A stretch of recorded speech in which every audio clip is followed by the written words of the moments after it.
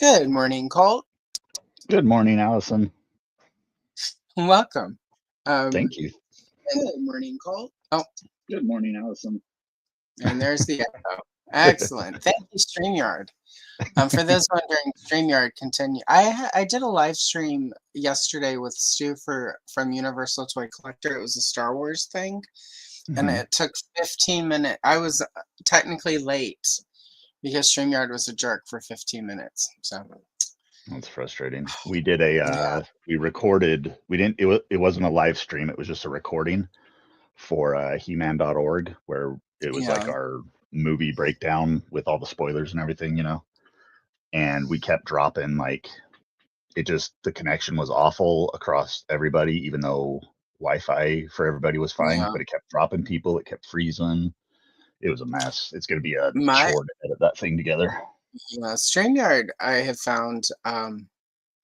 Is worse when I tried to plug it my computer in directly for a while to the router, and it was Hmm. actually worse. StreamYard Yeah. had a harder time being consistent than on Wi-Fi, so there you go. Yeah. Anyhow, really quick, we should say hello to the chat. Andrew from Gady's Toy, and thank God Colt is here because Andrew wants to Yay. talk shipping.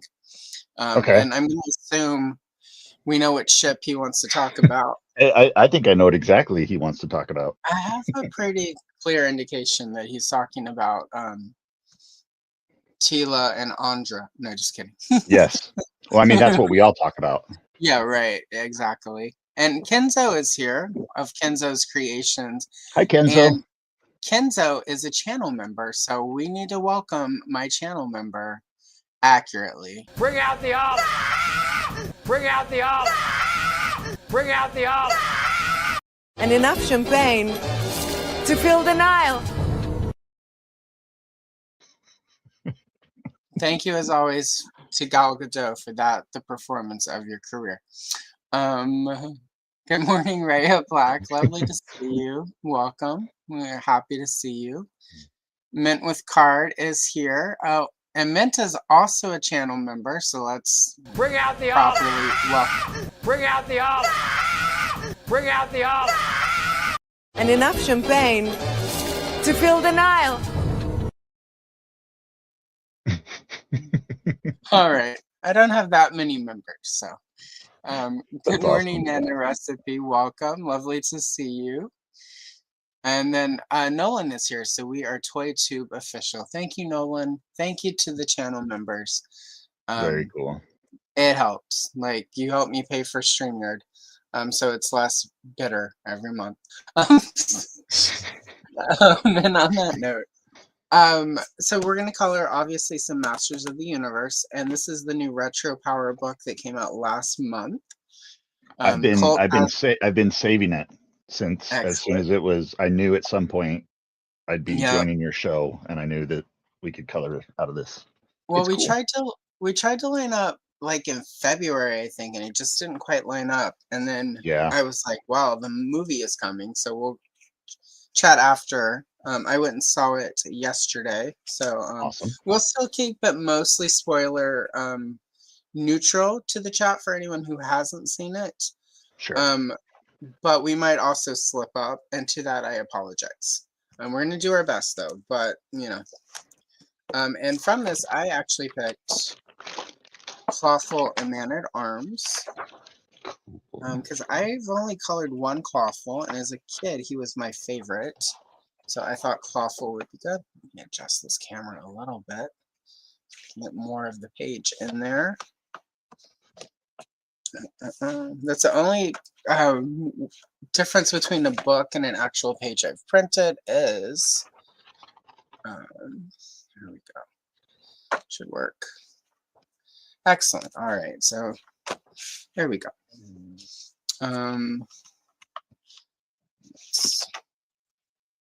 Yeah.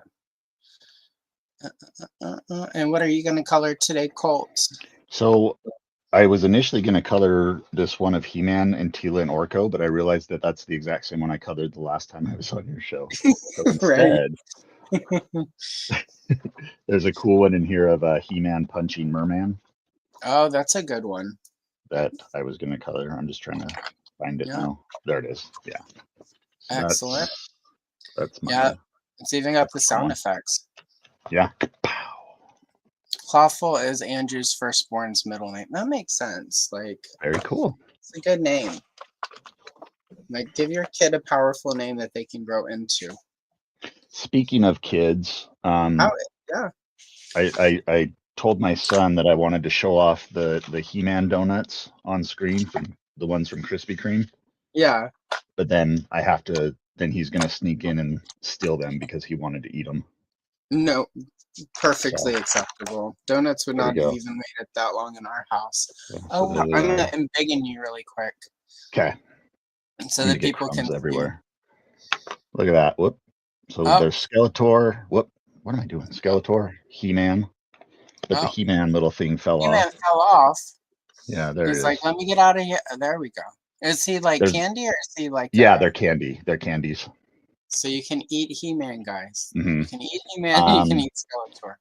There was also a Cringer themed one, which it was just a glazed donut with like green frosting and orange drizzle. It was pretty cool. But they went pretty quickly.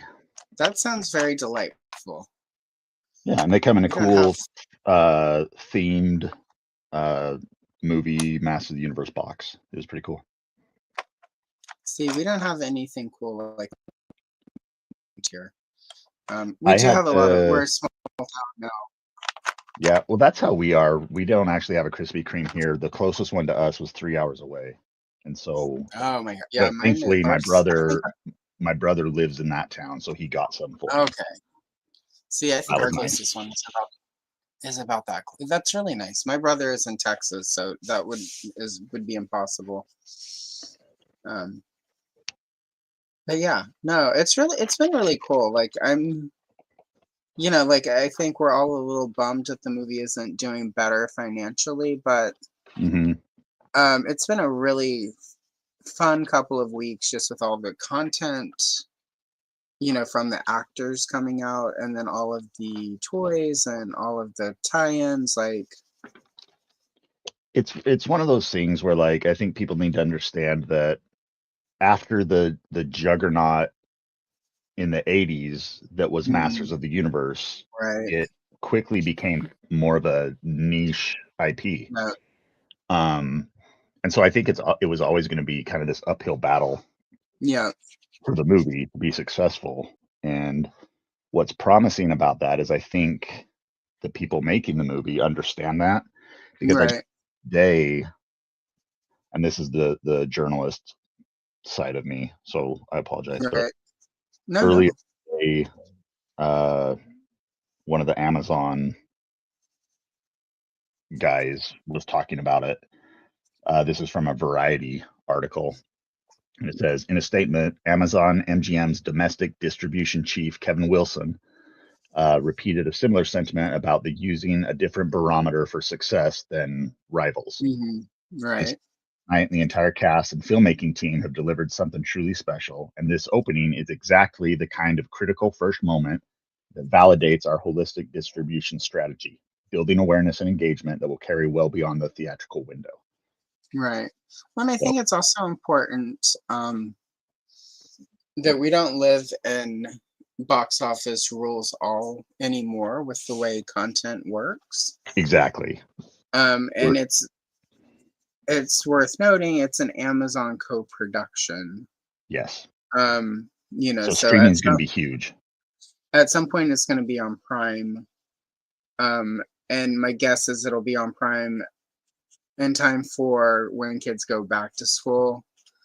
It'll be there in time for us to all watch it over the holidays. And then how many times it gets watched and rewatched on Prime also factors into it.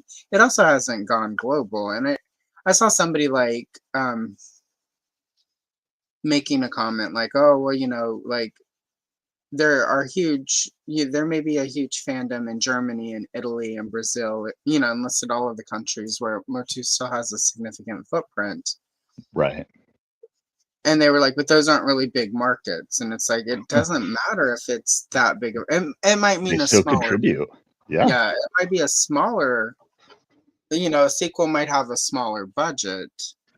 but that's, doable. Like, I think, like, for all we know, Amazon's ultimate goal might be to, make a big splash with the movie and then have it spin actually into like an ongoing series where every couple of years they drop a couple episodes. Right.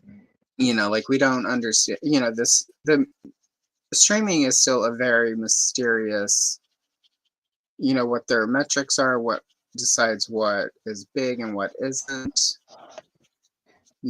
like, Yeah. I Well, and think, it's just, I, I just think it's incredible that in 2026 we got a He-Man movie mhm, after so many, like, what, at least 2 decades of false starts. Like, I remember hearing yeah, about way back in like the early 2000s, the the He-Man movie that John Woo was going to direct, and yeah, it was going to star Nicolas Cage as Skeletor, and right, you know what I mean? Like, I just think that the fact that we are here now with a He-Man movie in theaters, that they're putting a ton of marketing behind, there's new toys to yeah. support it, like, that's special. It And will still be getting toys for at least a year and a half. yeah, definitely. And So, I think that's another indicator of success for mhm, Mattel, is they want to sell toys, and the toys are selling. yep. The So, toys are doing really good. So ultimately, I don't know. I find it also like one of the things like, I obviously stayed post credits. And I yeah. also made somebody let me know, that it would be worth my time to stay past for a really specific reason, obviously. Yes, yes. I was like, I don't want to stay past the credits and it be complete, not, you know, That Rio again, I'm Blast tease goes hard. exactly. Like, and it's just Rio Blast and not, which, That's it. Yeah. no shout, no shade to people who Rio Blast is your favorite character, Oh, but I love Rio Blast. I love him um, because he's the cyborg cowboy. He yeah, looks exactly like my dad. aw. So I I've always think loved Rio Blast. I think somebody, I was it Derek Hoover? No, I don't know if it was Derek Hoover or not. Somebody else was saying their dad also looks like Rio Blast. So, Oh, that's cool. let's Maybe see. it's the Oh, mustache. speaking of chat, the yesterday's podcast is here with Derek J. Hoover. Hey, Derek Derek. is here. Oh my goodness. Derek is also a channel member. Sorry, Andrew. Bring out the olive. Bring out the olive. Bring out the olive. And enough champagne to fill the Nile. Um, very nice. All right, let's see. And this is a good point, Andrew. Like the D&D movie, this will find an audience later. I think, Definitely. and also Mattel has different metrics than Hasbro does. Exactly. We won't turn this into a Hasbro thing, but Hasbro is just, yeah. Let's see. Yeah, like I think the younger kids too, like there's a lot there for them. I think though, and this is one of the things I keep trying to remind myself, is we live in sort of this age where it's like you go watch the movie, right? But your first thought is, well, is there going to be a sequel? Right. And I think a lot of us need to remember, like, yeah, it would be great to get a sequel, but maybe like we should just focus on like this is what we have right now. And like I've even seen people who, like He-Man.org on Facebook. I've seen some of the less than stellar reviews. Hmm. And I've seen a lot of people saying stuff like, you need to stop. You're going to keep people from going to see it, and then we won't get any sequels. And it's like, let's just focus on the first movie. Let's, like, Yeah. yeah, they did some teasers at the end that set up future stuff. But that's everything in a post You Marvel cinematic world. You know know, what I mean? like maybe not everything needs to be a like 30 movie. Maybe we don't need a sequel. Maybe we just need one really fun movie that we enjoyed, and then we get more toys for another 10 to 15 years. And Hmm. obviously they're doing a new animated series that's going to be on YouTube. Yes. So it's not like the movie is the end of it. If that were the case, we wouldn't have He-Man today after the 1987 movie. Exactly. And He-Man is, yeah, it's not like before, like they canceled He-Man was pretty much canceled before that movie hit because sales were so Right. bad. The movie, that was a case where the movie not being successful did sort of kill the toy line, but only in the fact that like they had been planning, if the movie had to hit to save it. Masters of the Universe isn't in that. It's more of an evergreen brand, no matter how niche or how Well, small it's it it's is. not it's not so desperate now. Yeah, You know what I mean? And like yeah, you got to remember that we had kind of the resurgence with Revelation and Revolution yeah, that by Mattel's standards was a success because it sold toys for them. They reported yeah, an increase in sales the year Revelation released, and they yeah, attributed that success directly to Revelation. Um, and it was successful enough that it got a follow-up series. yeah. And then a lot of people will say, well, Revolution failed, that's why it didn't get a third series. And it's like, well, no, Mattel shifted focus to a massive movie. Hmm. And that's the reason why Well, we don't see but that Revolution. also sort of goes back to like sort of the old misguided She-Ra's what killed He-Man. Right. What killed the Filmation cartoon was season 3 would have been expensive. Animation becomes more expensive the longer it goes, especially syndication. And so, I mean, like Lou Scheimer even said this, like He-Man would have always ended at season 2 because by season 3 it's too expensive to keep making it. That's when you sort of rest on it being in syndication and playing on, and like it's basically just bringing in money now, and you're not putting any real money into it. And so He-Man as a series was ending at season 2 anyway back in the 80s. What She-Ra Princess of Power actually did was get He-Man an extension because then there was a new show for them to package He-Man with so that they could make more money for that syndication package. Because now you're getting She-Ra and He-Man, and they can just, sell that, the 100, however, what it was, like 200 episodes of the Filmation show, you can resell that in markets at a better price because now Right. you're packaging it with this other 30-minute show that's all new that He-Man also shows up on. And I think people, when I was doing research for the first few episodes of the Toy Geeks podcast where they did He-Man, I read Scheimer's biography, and like it really clicked for me that like the whole narrative, like He-Man always was ending at season 2. If not for She-Ra, we wouldn't have gotten any new He-Man after that. And so, Yeah. I don't know. It's just, It's just like, it's a fascinating beast, yeah. the all the different kind of facets of it. Well, it's business. Like, I think at the end of the day, Right. we love these things and we forget that somewhere there's a corporation that wants to make money off of it. And if it's not making enough money in the right way, it doesn't matter at all how much we love something. Yeah, and there's shows that get canceled that have, like Mindhunter on Netflix got canceled, even though was one of their top rated shows, because one, it was expensive, and because of the caliber of the cast, it was really hard, and the creator, it was really hard to line up for season 3 for the money that Netflix was willing to pay.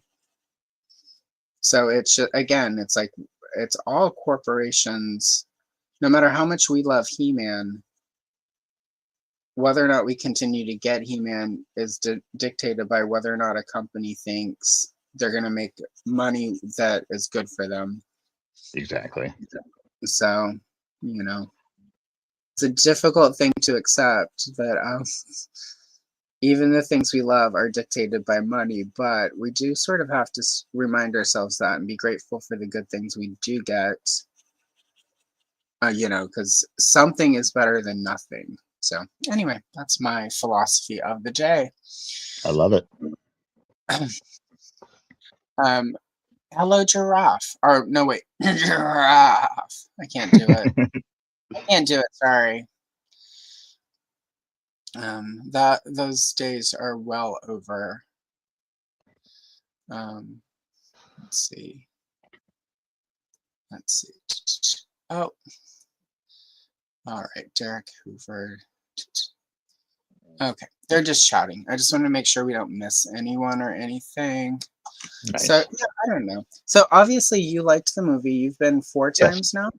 Yeah, 4 times. Last night was my 4th. So without getting spoilery, what is like? Do you have a favorite scene for people who haven't watched it that they should look out for when they go? I don't. I really don't think it's much.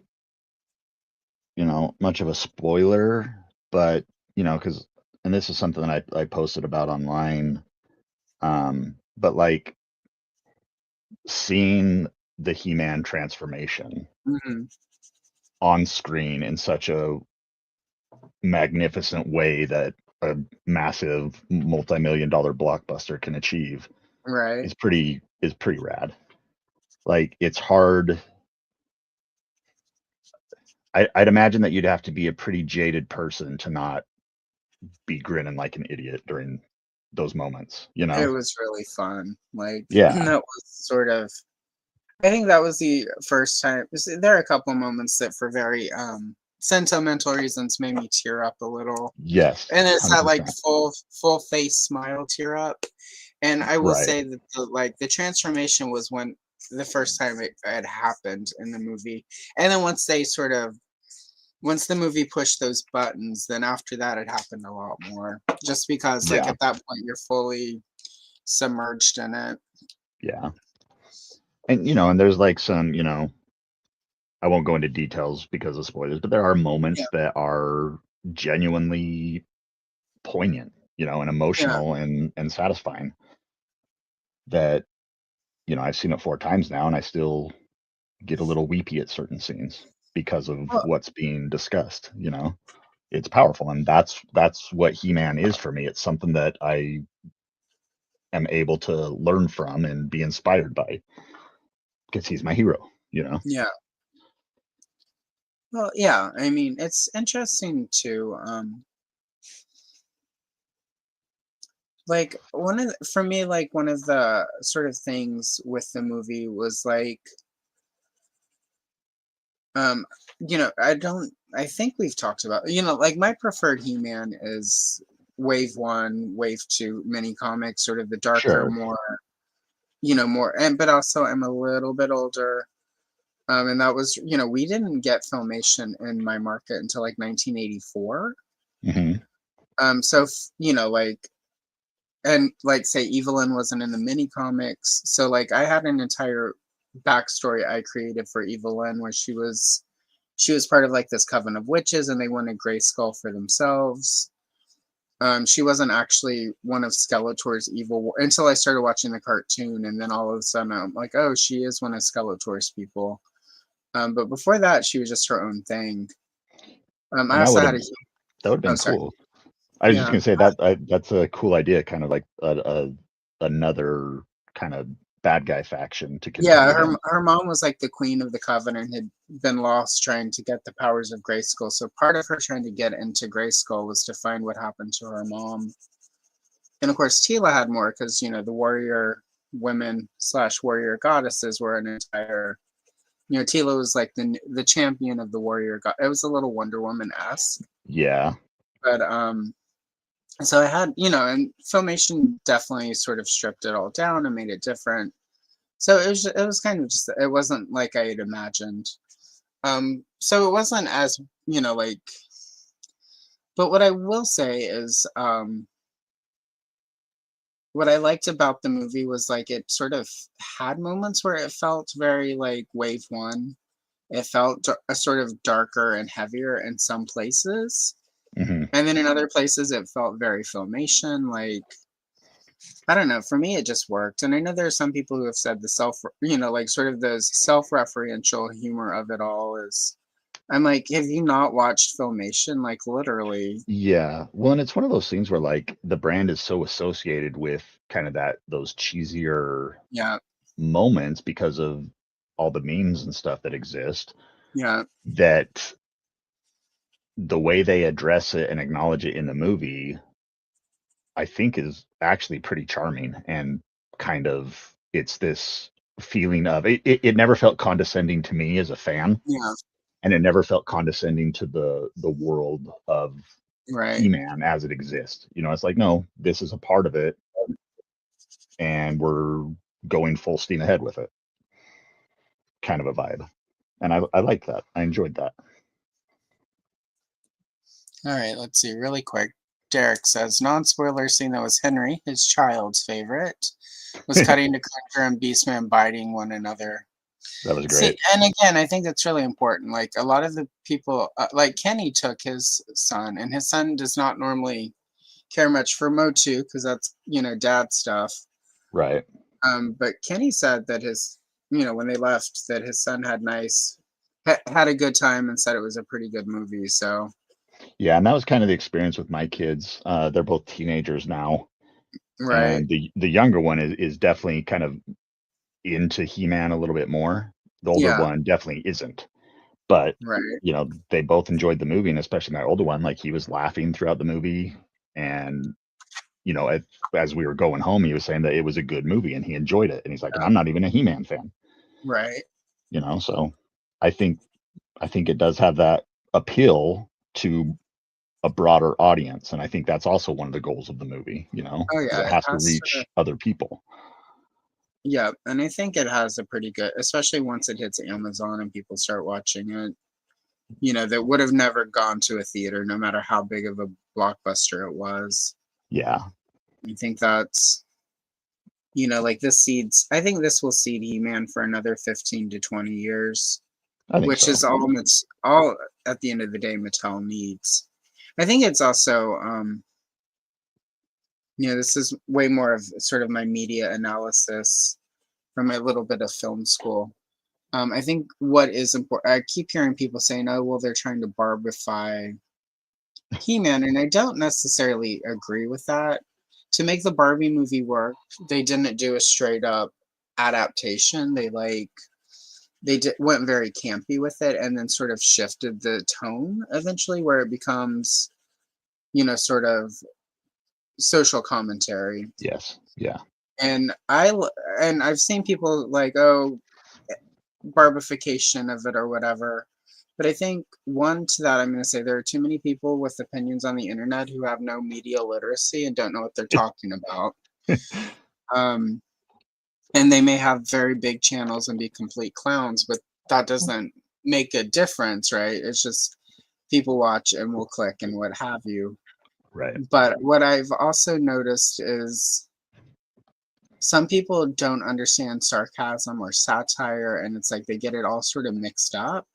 And sort Mhm. of a witty, self-aware comment isn't the same thing as parody or satire. Yes. And it just, as somebody who's very sarcastic, the internet has slowly but surely become a really weird place to try to navigate.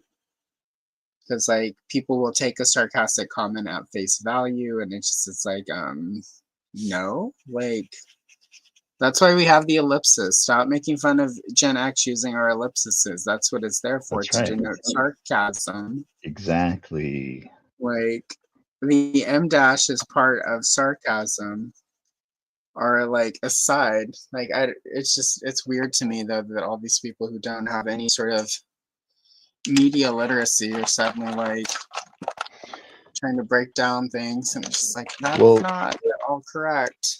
yeah, and it's either, unfortunately, the loudest voices are either those that you mentioned, with that lack of literacy, but also the people who, based on their comments and their criticisms, are presenting their opinion based on what somebody else told them, and they haven't Yeah, actually watched right. it for themselves. I really quick. I want to address this comment, Giraffe. Sure. And he said, Giraffe says, I think they did a great job covering a majority of the Filmation Motu fans. Agreed. I can understand if you grew up with a Savage He-Man or the recent CGI He-Man being a little sad. I can kind of see that, but at the same time, I think the whole Earth thing, if you of CGI He-Man from a few years ago was your He-Man. The Mhm. the CGI He-Man show ends on Earth, right? They go to Earth to look for Adam's That was paradise. it doesn't specifically end on Earth, but it was revealed that that was going to be the plan halfway Yeah, through the like so. movie. I mean, it's in setting up him going. So Yeah, yeah. technically, if you were a fan, there's an Easter egg for you there with it starting on Earth. Hmm. You know, Adam has gone there. You know, like so. I think there are bits and pieces. I think as far as the Savage Jungle He-Man, like obviously Adam can't coexist with that, right? Unless you do the Ular Wundar Right. stuff, um, which at some point they could.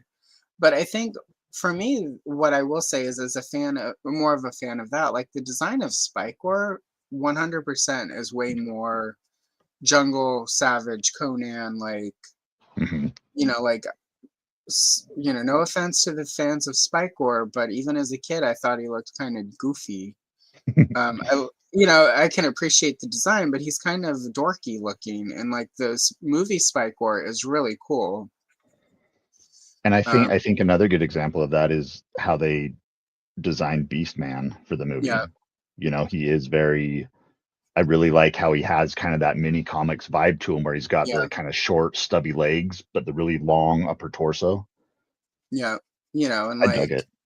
Goatman has a very, you know, sort of jungle, you know, like the aesthetic of the original Jungle He-Man is there. Maybe story-wise we're not getting those callbacks, but I think the look is.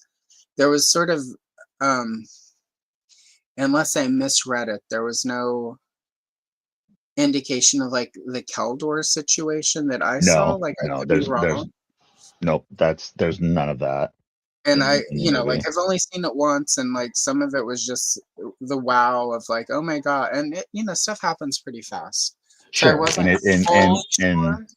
yeah, and just like you said, the spectacle of it, it kind of it's hard to take it all in one Yeah. sitting, you So know, with and like pick up on things. you know, and the Keldor thing was specifically sort of an introduction of 2000X, but that also further divorces. So for me, like when Skeletor's not Keldor, that's way more tied to the original, you know, demon from a different dimension who Hmm. came to Eternia.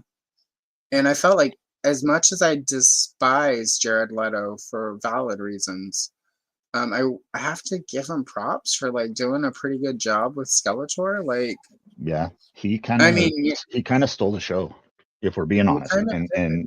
And I agree with you. Like, love him or hate him, he still deserves the praise for the job he did in this Yeah, movie. he did. You know, like you know, and if you're gonna cast Jared Leto, cast him as you know an evil Lord of Destruction. Like that's typecasting, yes, Hmm. but I think my it worked. biggest worry for it was when he was first announced, I was like, oh, I'm very scared that this is going to be another Joker situation, Yeah.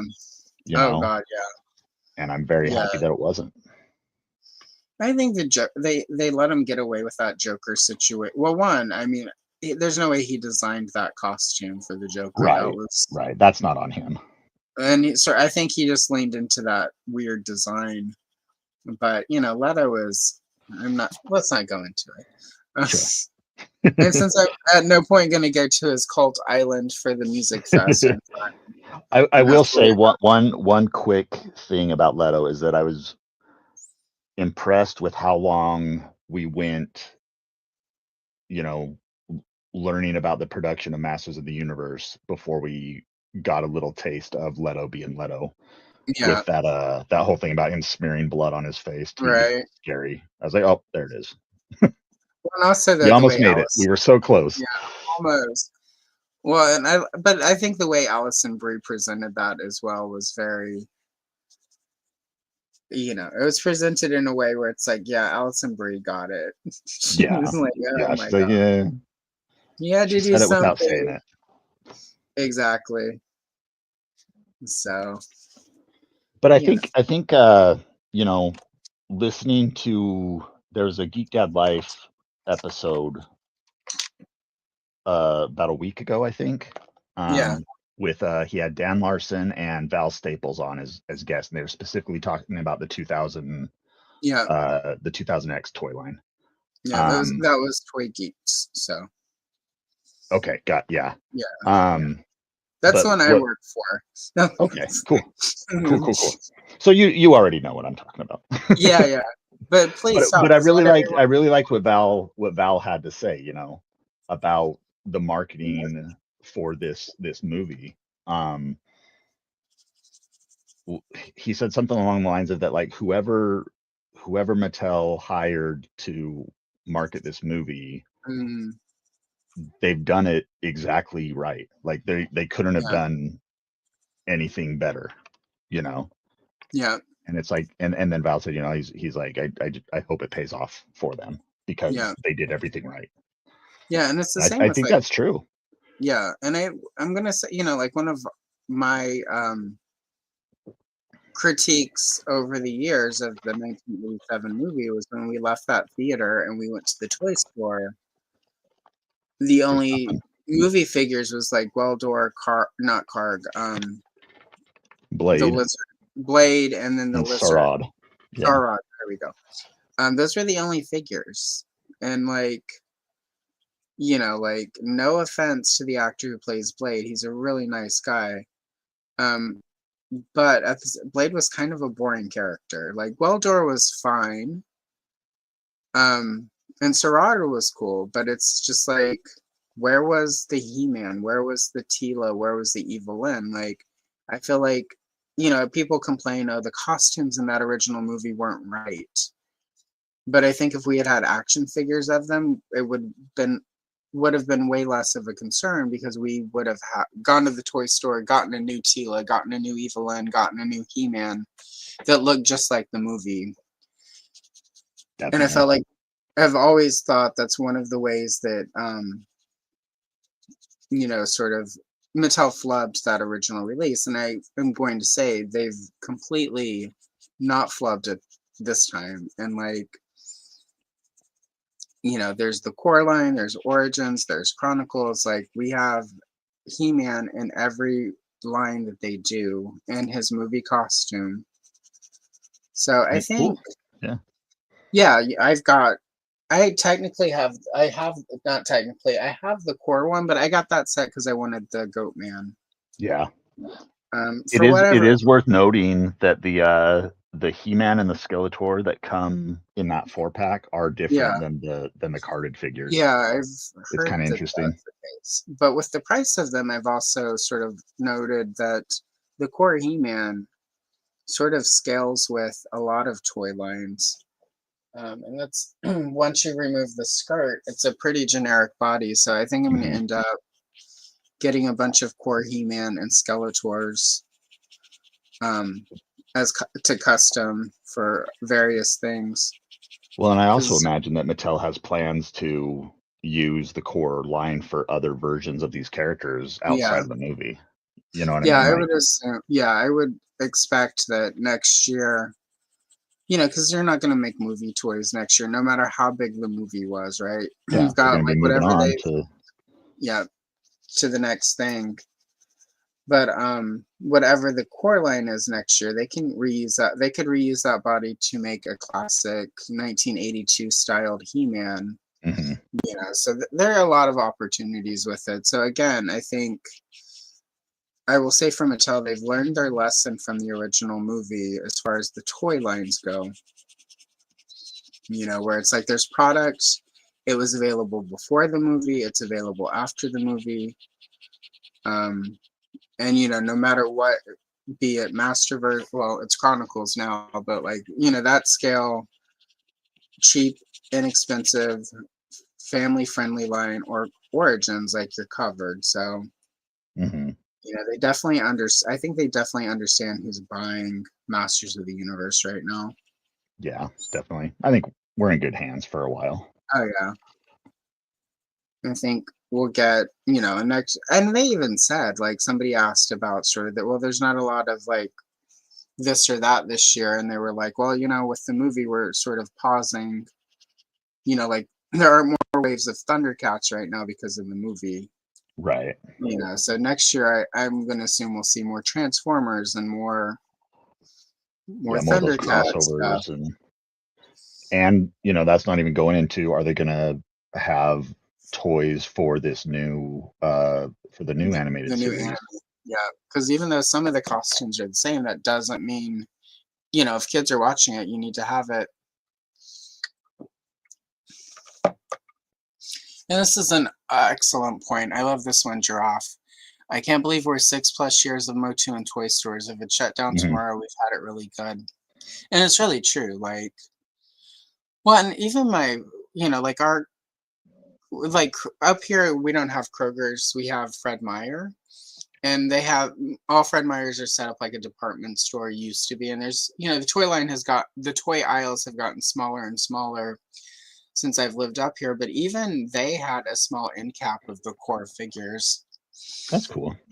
Yeah, if I hadn't already have bought 2 core Tilas from Big Bad Toy Store, I would have grabbed another. But I was like, let me hold off because the core Tila isn't as generic as, like the boy figures are. And I think we'll eventually get Eva Lynn in that line as well. Like, oh yeah, I think Core will give us fun.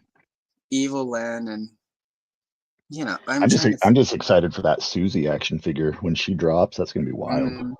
Yeah, there's some great stuff we're gonna have, I think. I'm looking forward to, what is it, Diane? Dion. Yeah. Dion. I can't remember how to pronounce it. Well, and they pronounce it different ways in the movie, I noticed too. Sometimes it's it was very Dion. Sometimes it's Dion. Yeah, it was her. And I called her Diane back from the newspaper strip. Yeah. But yeah, like we definitely need her in her Man-at-Arms outfit. That is technically a spoiler, but they've released those photos.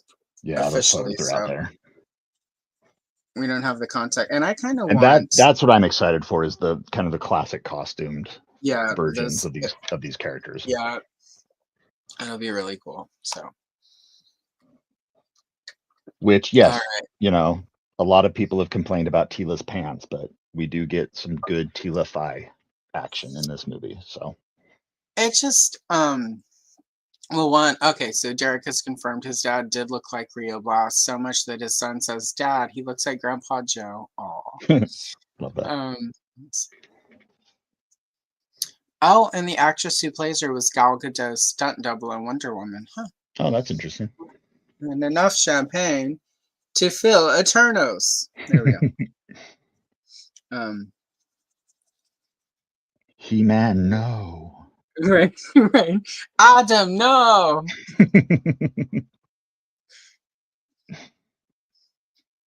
Keldor, give me the stone. You're putting everyone in incredible Gal Gadot is evil in, y'all.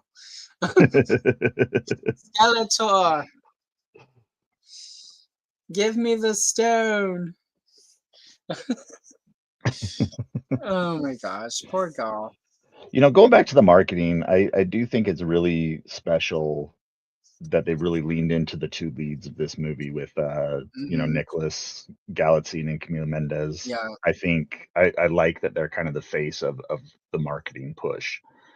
And I think it's smart because they do have such a natural chemistry together that it's fun. They're fun. Only that, but like I had never heard of either of these people before they were known. Yeah, me neither. Yeah.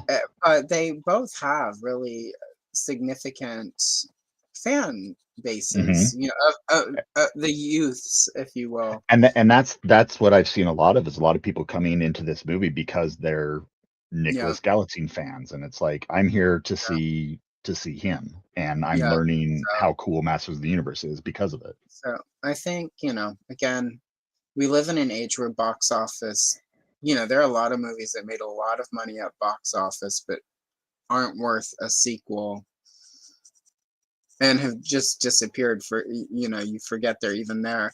And that's one thing I have noticed over the last few years.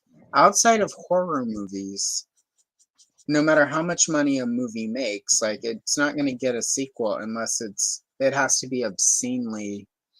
But horror is also, like, $5 million horror movie can make $300 million, right? Well, and that's the thing with horror, is like everybody like talks about how amazing, like how what is it?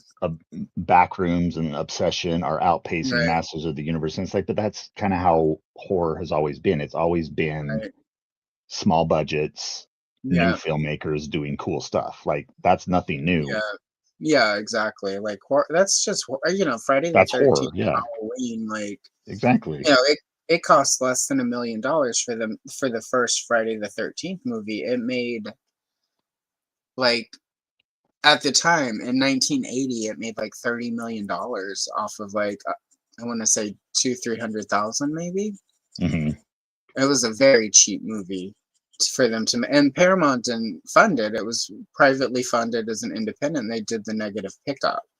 So like that's why we had Friday the 13th every year, because they could spend less than 2 or 3 million on it and then make 20 to 50 million. And Yeah.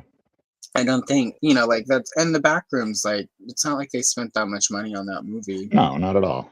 And They so like probably spent, I'm not like yeah, I've seen people online like mad that those movies are doing well, and it's like I like horror movies almost as much as I like He-Man. Like yeah, I want to see horror as a genre doing good. Like that's a good thing. yeah. Two things can be true, kind of thing, you know? Well, and not only that though, but like the Backrooms does have a tremendous sort of fan base Hmm. It's tapping into of that the viral youth. creepypasta Yeah. So, generation. I mean, I've even watched some of the Backroom stuff. I just wouldn't go see that at a theater. Yeah. Well, my kids are we were talking about it this morning. They're playing some Backrooms game on their Xbox. Yeah. So, I think, I think for the He-Man generation, if you will, it's really hard for us to understand that, like, the world has really changed and, like,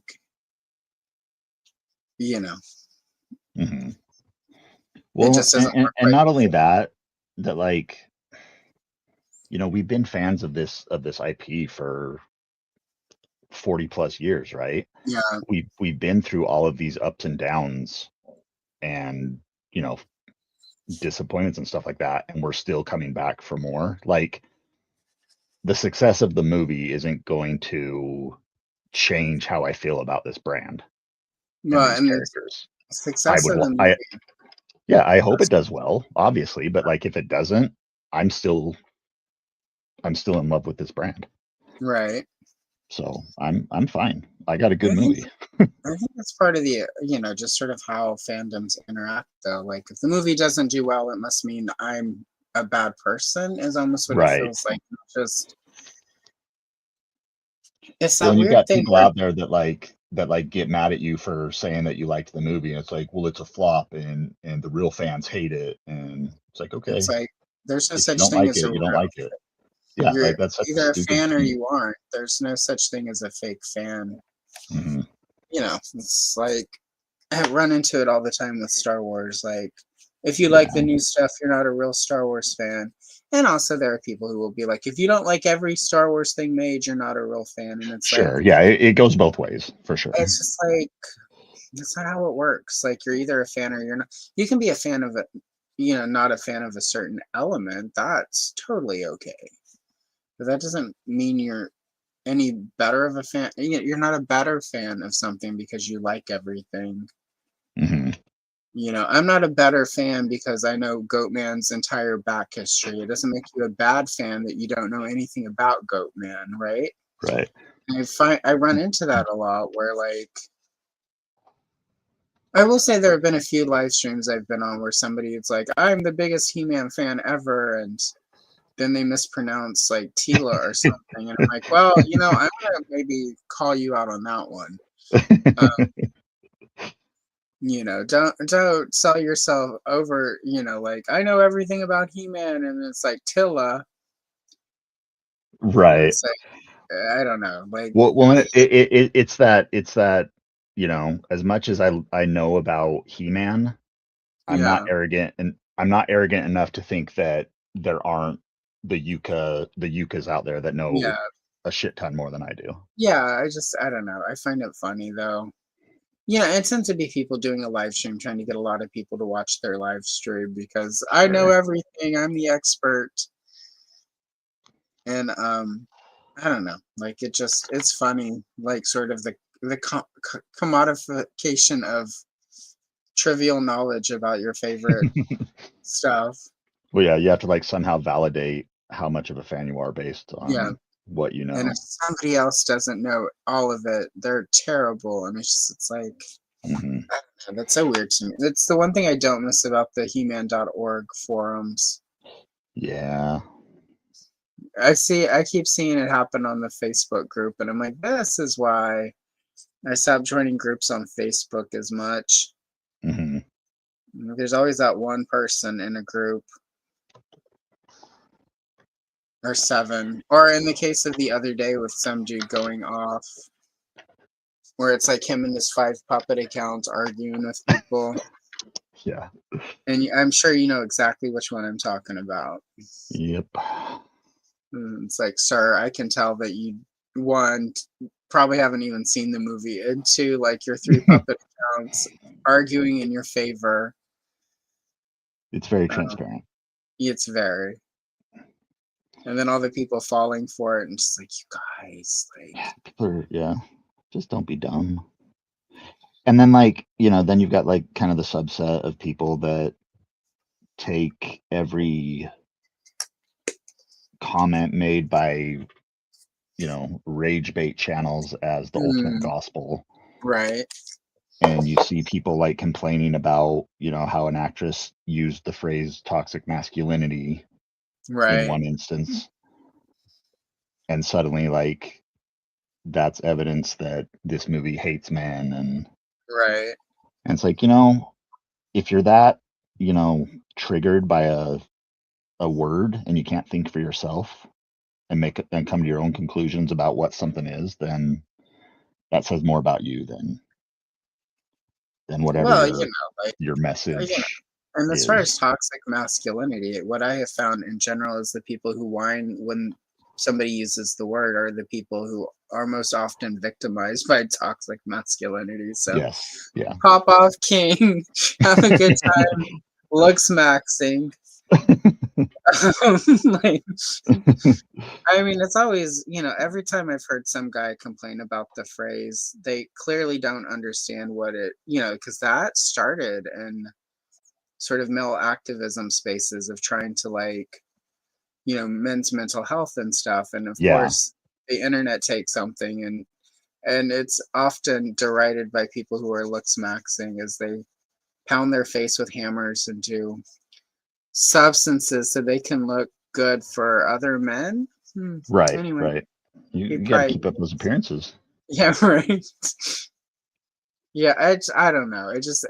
I did see that one, or the one like where where Adam has his little name placard, he him. Yeah, and and getting it's all like, mad about it. I'm like, if that's you such can't, that's a fun visual gag. Like, it was such a funny joke. Like, yeah, like that's great. Like you can take that joke. It's the whole Teen Titans Go He-Man parody with him guy. Yeah. Like it's just settle down. Well, it's not, like I was surprised that the only people who got mad about it were, sort of the guys, right? Whereas like, if that joke hadn't have landed, you could have pissed a lot of people who use pronouns in their profiles. Sure. That joke could have gone either way. Mm-hmm. You like that? You could see that as making fun of, people who have those type of names. And that was what was cracking me up about that, was just watching. It's a proof there's an agenda. It's like, the agenda is they want you to go spend money on a movie. Right. They don't care. And the only agenda ever in a Hollywood production is, how do we get people to spend money on this? I don't know. It's just that lack of awareness and the irony of it all, where it's like, if you're mad about a name tag with pronouns on it, but you're okay with the name He-Man, like you're not, like, things aren't connecting somewhere. Yeah, exactly. I mean, Roger Sweet, like in the story where he came up with the name, even says that was why the name was like, we need him to be a real man, He-Man. Yeah. Like whoever came up with the name, like if it wasn't ironic, I don't know. It just the names are punny in Masters of the Universe. And that's what it is, because it's meant to sell toys to children. Yeah, it's supposed to be kind of ridiculous and silly and easy to comprehend, but you know, whatever. Oh, yeah. It's true. The wokeness was in you the whole time, Dorothy. Oh wait, I miss CJ. Hello. Well, let me end cute Colt. Sorry guys. Whenever Colt is here, it turns into one of the times where we just get to talking. All right. Let's see. Oh, poor. Oh, and there's Universal Toy whose channel I was on yesterday. Awesome. Yeah, Very cool. he enjoyed it, and he's primarily a Star Wars fan. So that's awesome. Let's see. All right, there we go, Derek. I am. My youngest son has recently discovered Star Wars, and we've been rewatching all the movies, and it's been just an absolute delight for me. It's fun whenever kids pick up on it. It's whenever the Force Awakens came out, my niece discovered it, and watched all of them and suddenly liked them, and I bought her like a Rey doll for 2 Christmases in a row. Oh, that's cute. And then she was too old for toys. And also CJ is here, and CJ, hello, and as a member, bring out the olive! Bring out the olive! Bring out the olive! And enough champagne to fill the Nile. And since Andrew is so unhappy with that those clips, there you go. That's good perfect. point, Andrew. I will agree. I agree with that. There is a such thing as a bad fan and a real fan. It's true. Thank you. Derek says, heads up, Shauna's been drinking and she's climbing in the chat. And there she is. Hey, Shauna, welcome. Lovely. I hear you've been drinking and you're in the chats, which would be here. And hello, cute Colt. Yeah, watch this movie once. It's your whole personality. Well, you know. Go see that movie. Insecurity is the new mask. Thank you, Todd. Thank you. I made a comment much like that on Kenzo's streams a few weeks ago, and somebody from Europe got mad at me, saying I was lumping all men into a generalization. And I'm like, no, just the shitty ones. Well, and the ones who take offense at comments like that. Yeah. And then he was like, I'm just gonna stop talking now. I'm like, you better pop off, King, because I can rock you. But please continue. Hello, Quentin. All is going well. How are you today? Lovely to see you in chat. All right, there we go. Oh, Derek, you already got your olives. Yeah, pay attention, Derek. Olives, come on. Yeah, see there. See. CJ is only here for the olives. Love it. Yeah. It just, like you get these little in jokes, and that's what you run with. America.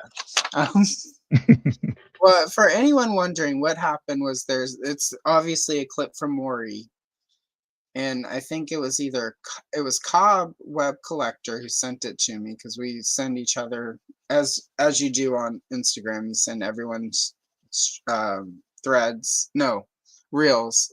And he sent me that from the Maury show, and it just cracked me up. So I sent it to everyone, and then Kenzo,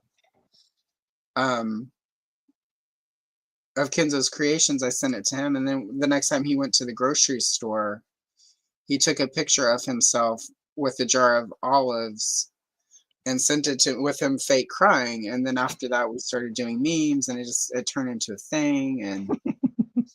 And here we are. Here we are years later. It's part of my channel's identity.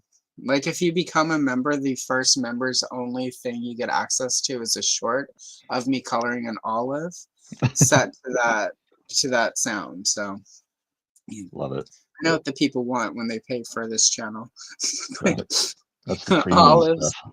Yeah, you got to pay for that level of sarcasm. But So anyway, that's the story behind Bring Out the Olives. And I did, like I'm old enough that I watched that live on Maury when it happened, and I remember finding it hilarious because the woman who runs off screaming, I'd seen her like a week or two before on Jerry Springer, and there she had a different issue. Different phobia. Yeah, after Jenny Jones got that one guest of hers murdered, they started bringing in sort of planted. There were a lot of plants that started out, and then I think maybe Maury also he brought on like a married couple that the wife thought they were going to get back together, and he actually brought her there to tell her he wanted a divorce, and brought his mistress. Oh, geez. And the husband later killed the wife, As you because he do. felt so humiliated by the show. So after that, the talk show started bringing in sort of, like fake guests or whatever. So yeah. Anyway, that took a turn into a dark. Anyway, Bring Out the Olives. In today's lesson, we learned the history of the Maury Right. Povich show. Don't ever say you don't learn stuff at an Allison Troy Mochi coloring episode that you didn't think. We've got everything here. But anyway, yeah. So back to the coloring. But yeah, no, I had a really good time at the movie.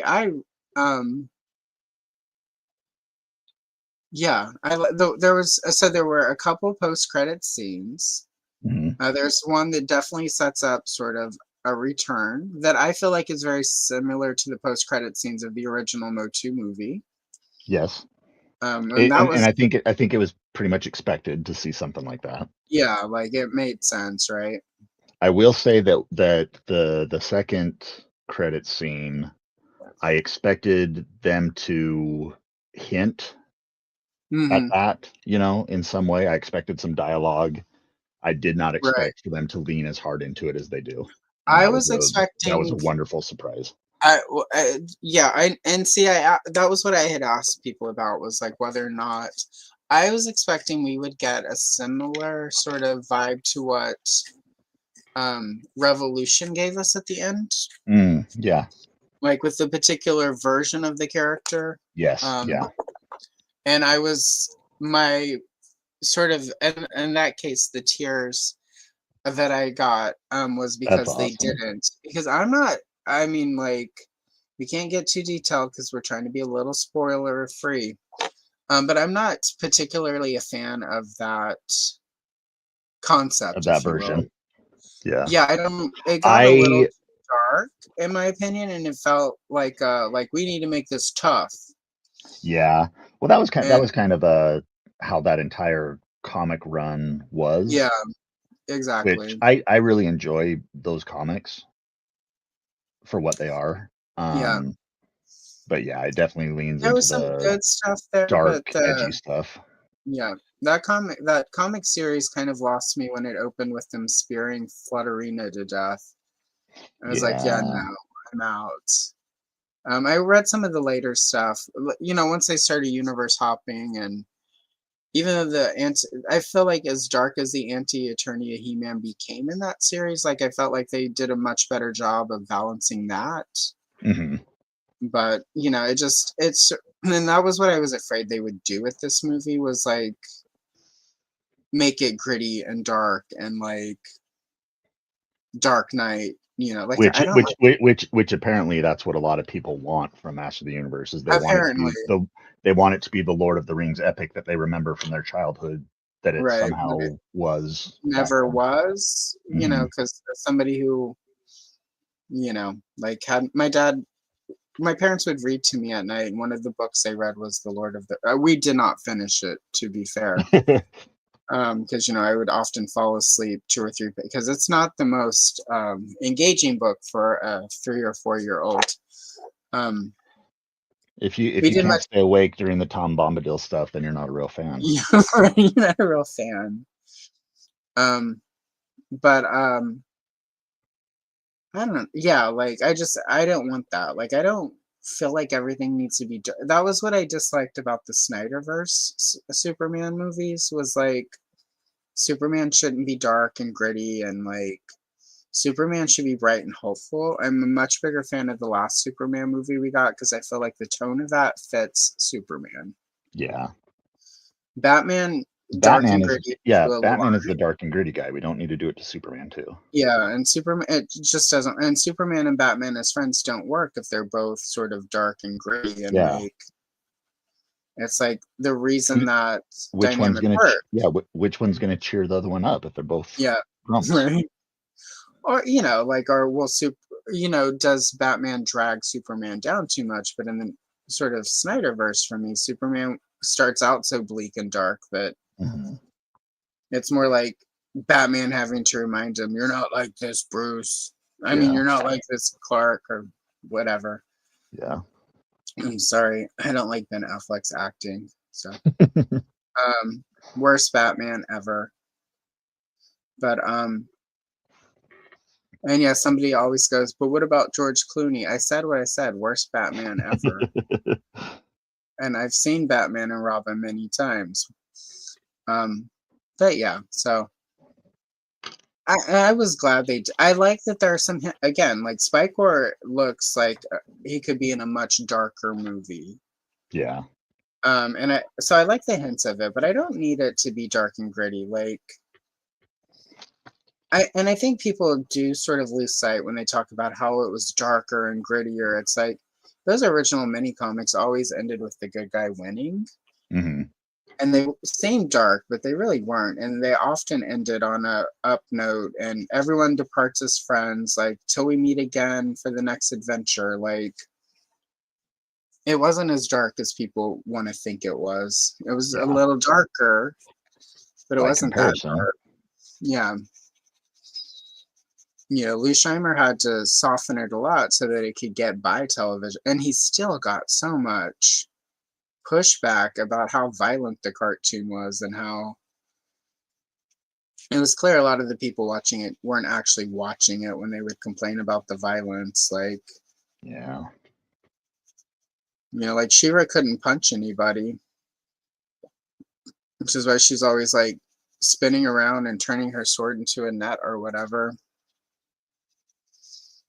So I will say that I think it would have been really fun to see He-Man throw somebody into a pit of mud. You're right. Sludge. I think that would have been really fun to see in the movie. Sort of wrap some iron or something around them from a broken roton. That's why we need sequels. Yeah. Yeah, but sort of back to the one spoiler, like, it really just did my heart good that they went that deep with it. Yeah. Like that, well, like even to the point of the audio really helps with that nostalgia kick. It's awesome. Well, and just the dialogue, like, not anymore. Yeah. So good. So good. Yeah. And the other one, I will say that hopefully if the character in that other one gets brought into a future movie or whatever, that was the only sort of costume or look I thought looked bad. It almost looked a little rushed or something, like it wasn't fully realized. Yeah, it was kind of like, Party City. All right. Yeah. I think that scene is very, very sweet and cute with what it's specifically doing. It is. Like, I'm so happy they did that. But I liked that they included it, but it didn't look on par with other things we had seen. So right. It did give, like, we've got 3 hours to film something, throw some stuff together a little bit for the look. So anyway, that's as specific as I get this time. Spanish. Oh, I'm sorry, Alex.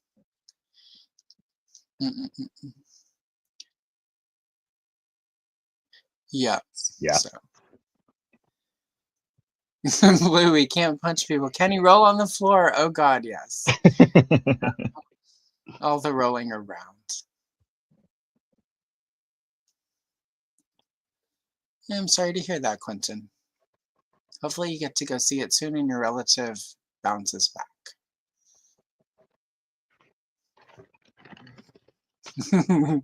In today's story, we learned Shauna needed a damn drink is what we learned.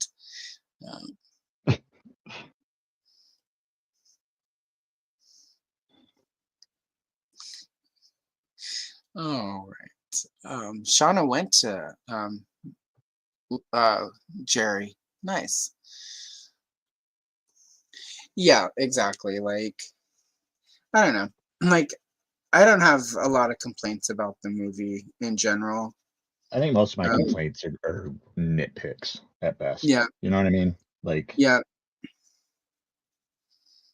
you know, I think it's kind of the same thing as what everybody said. Maybe there's a little too many jokes that kind of undercut mhm, certain moments, but right. it's not a deal breaker by any means. Well, I mean, that's just movies. That's action movies in general now. I think part of the Yeah. problem is people want sort of these gritty, serious action movies, but I don't like. I don't see a lot of those kind of movies getting made anymore. Like, and Well, I you go don't back think. to even things like, you know, you go back to movies like Die Hard or Predator, and those movies are full Right. of puns and jokes, Oh and yeah. you Oh know what I yeah. mean? So, The 80s. You know, people are like, "Oh, the movies were this." It's like every 80s action movie was trying to get the soundbite, the "I'll be back." mhm. Like Arnold had one in every movie he was ever in. I think my actual favorite Arnold quip is from Predator when he pins the guy to the wall with a knife and he says, "Stick around." Yeah, that's a So pretty good fun. one. Yeah, people forget like Rambo wasn't a big action hero in his first movie. No. He was a PTS suffering veteran who was hiding out in a cave and um, having really big disagreements with the police. Now, if you want to watch a movie that is a very very pointed expose on masculinity and the effects of male dominated professions, then Rambo is the movie for you. First Blood. It is. Yeah, First Blood. Yeah, it's true.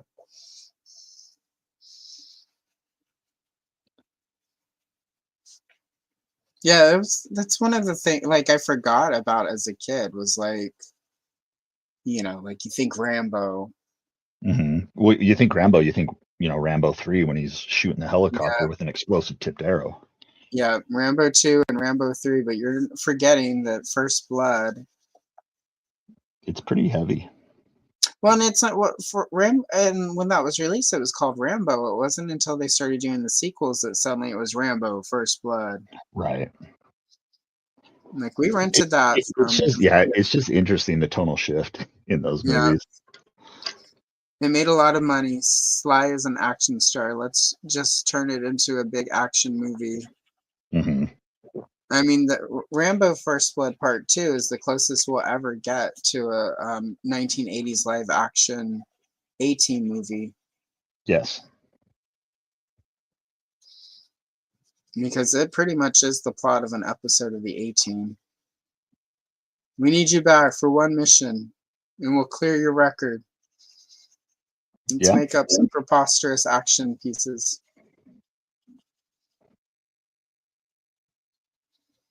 I will say that there are some moments in this He-Man movie that I really appreciate as a father Yeah, that really kind of landed for me specifically. Um, I think Duncan's story arc is pretty phenomenal in yeah, what's going on with him and the story that's being told. And I also think that it makes me wish that we had a little bit more screen time of King Randor. hmm But I think there is a very, very poignant moment in the movie between He-Man and Randor that is yeah, just, it was a tearjerker for me yeah. because it made I me thought think of that, how I want to raise my own children so that they don't feel a certain way. You know what I mean? You know yeah, what I mean? Yeah, absolutely. Like, and we're trying to talk around it for those of you who haven't Yeah. watched it yet. I will say that sort of the Randor story arc I felt was a really like a bold choice story wise. Like, like you need it was like, okay, yes, we're having fun, but there are some big stakes here. Yeah. And I appreciated that. Like, that's for me was sort of one of the moments that hinted at sort of like darker, more mature movie was like some of the Randor stuff.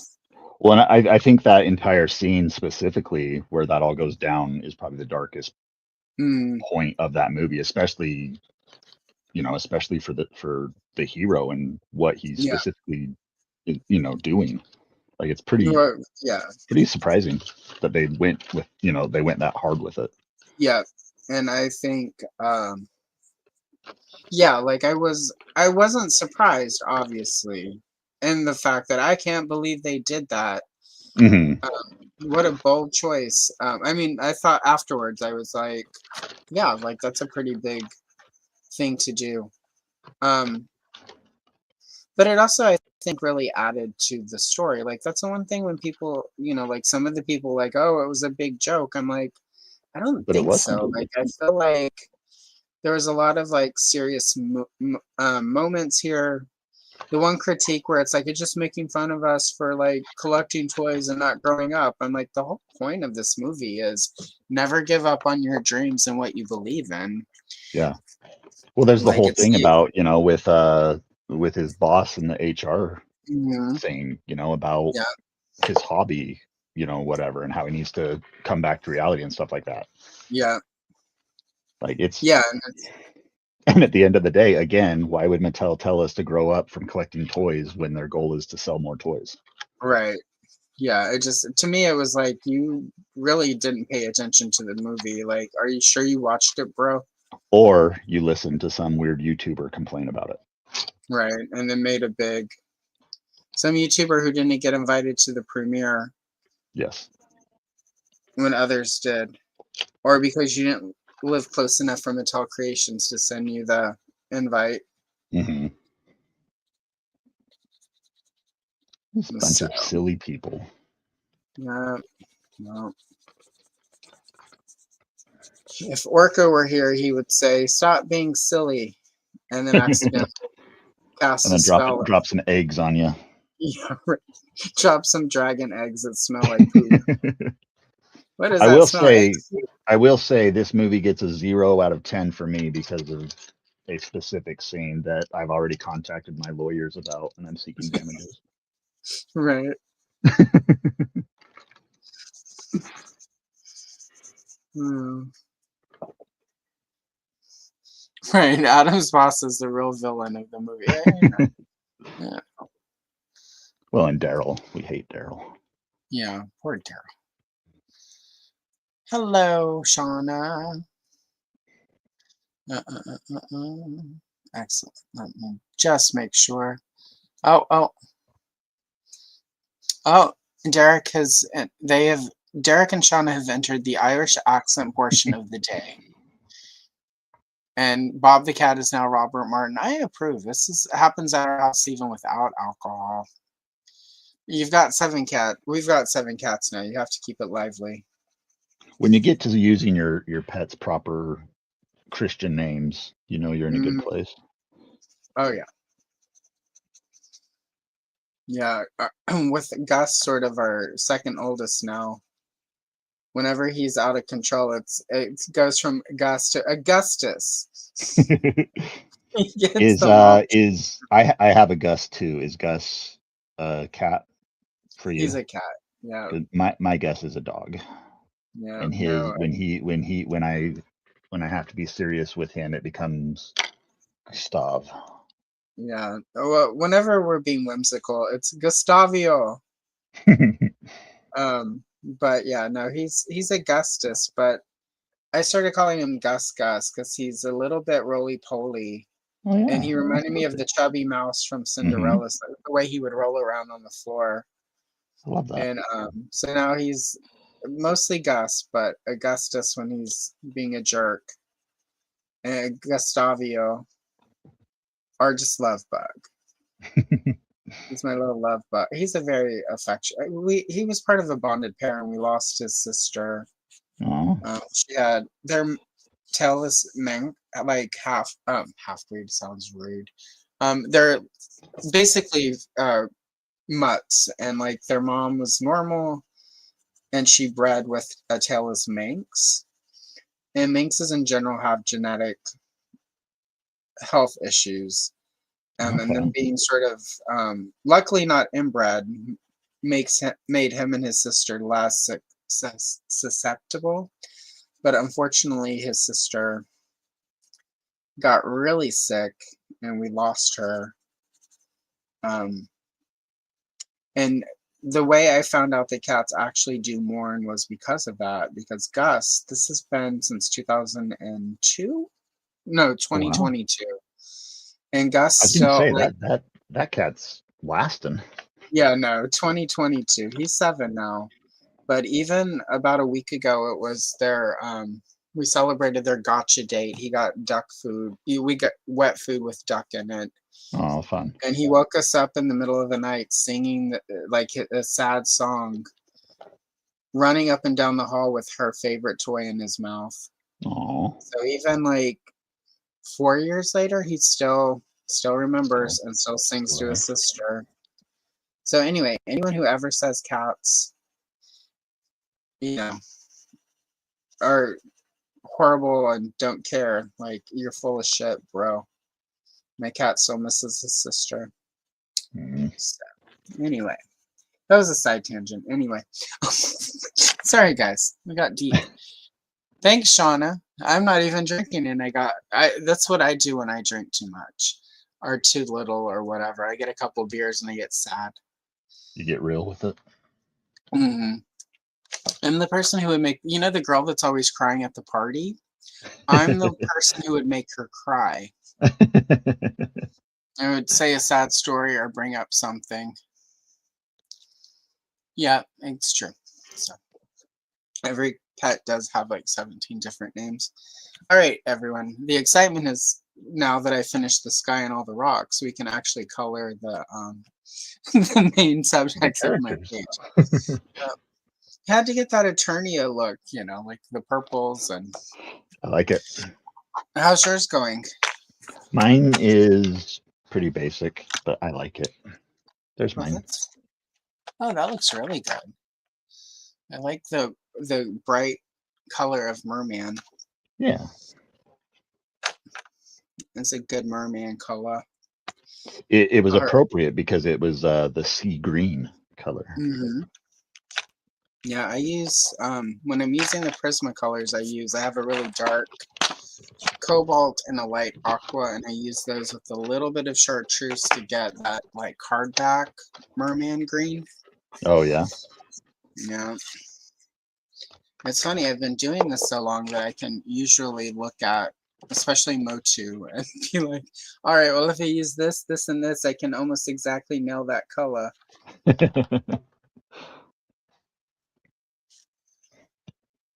If I ever get the inclination to start doing my own art again, I'll be set.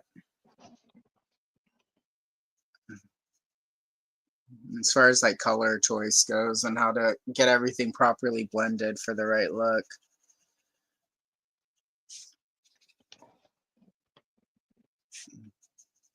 And now we're moving to Man-at-Arms, and I'm going to color this Man-at-Arms like he's Elba.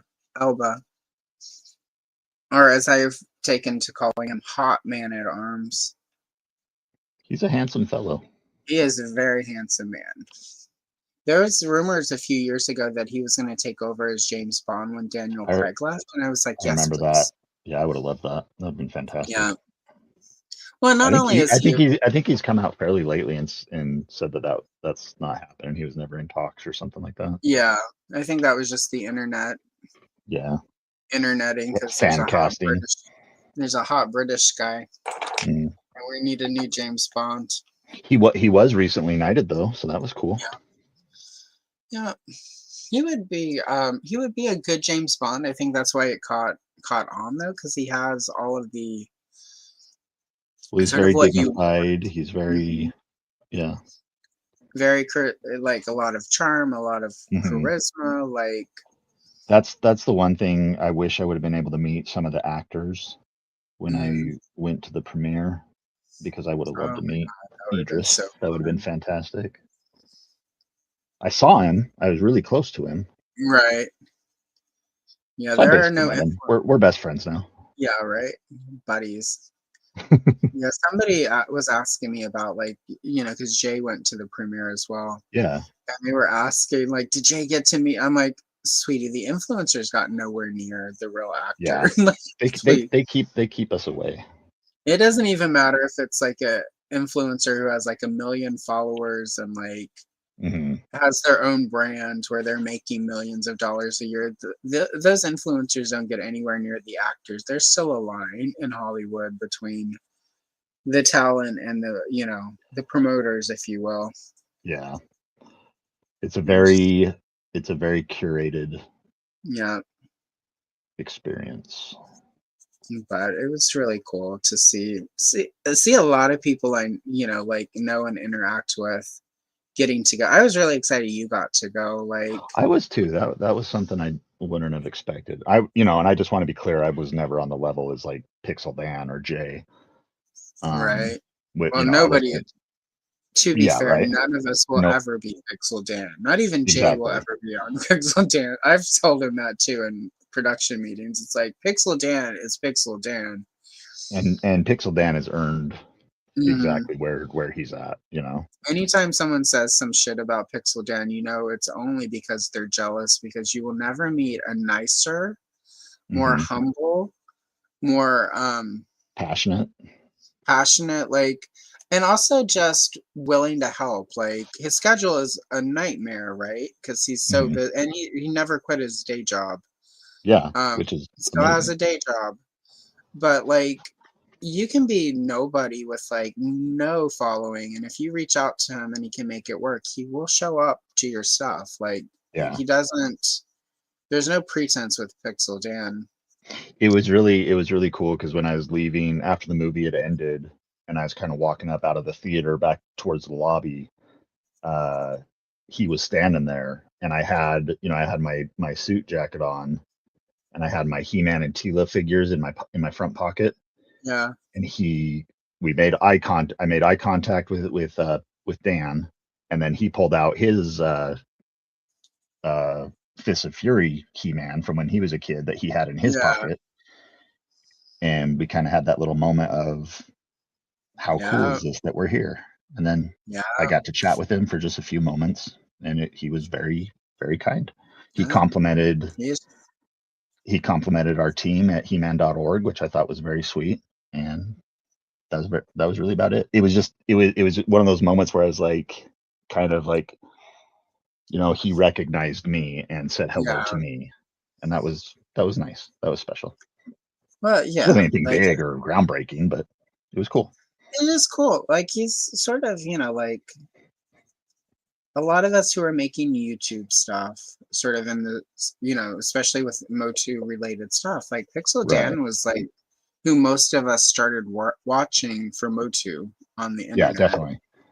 and he's been on the internet making Motu stuff for like almost 20 years now. Like, Hmm.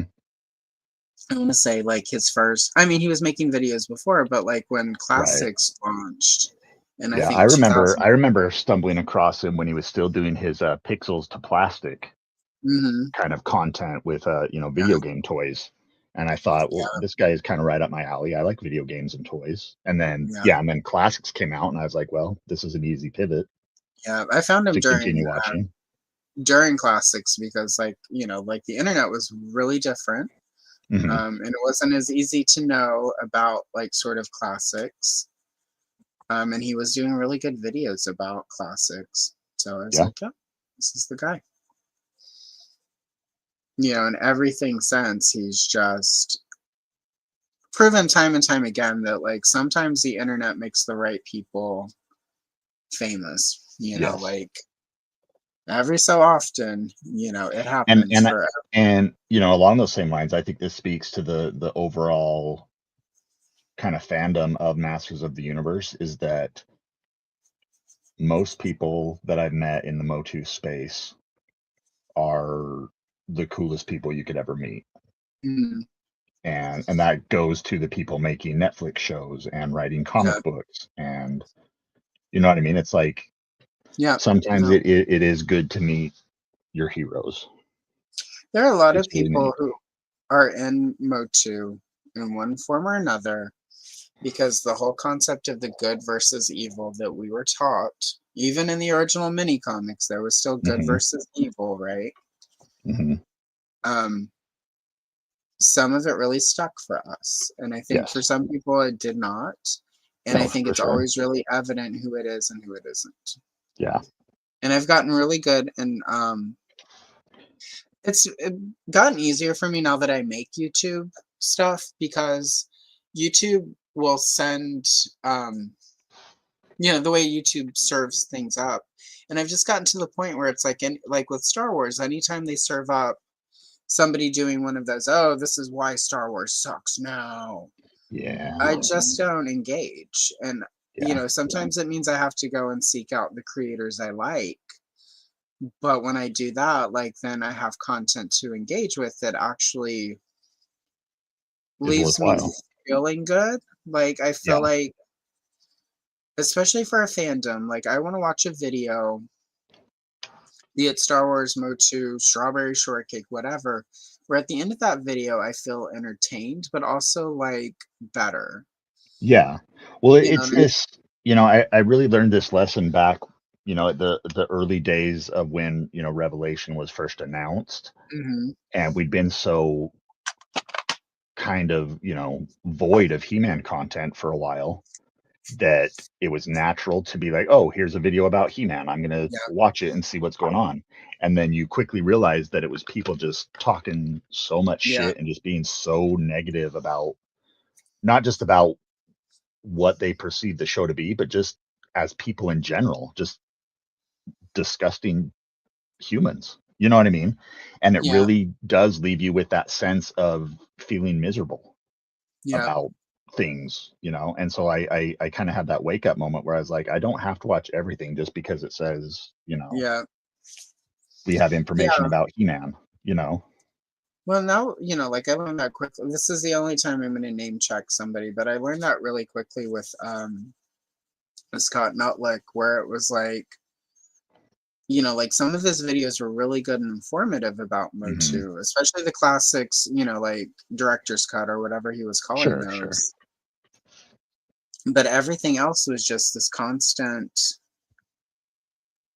and I don't know him outside of his videos. I've heard things through the grapevine, but it's through people I trust. But in general, like I find him to be a very negative person.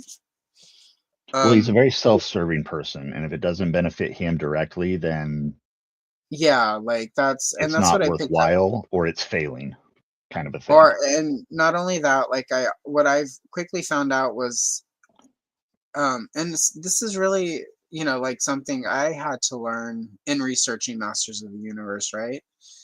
Is that the stories we get about the creation of these toys isn't always accurate. Right. And I'm not saying like people, especially, like this became really clear for me during the Power of Grayskull documentary, right? Because you've got Mark Taylor, Roger Sweet, and many people saying, I'm the one who created He-Man. I Hmm. came up with this idea. This is where Adam at Battle Ram his research is so important because he will find the actual documents. He tracks down trademarks. He tracks down, like, Dates. his research is impeccable. Hmm.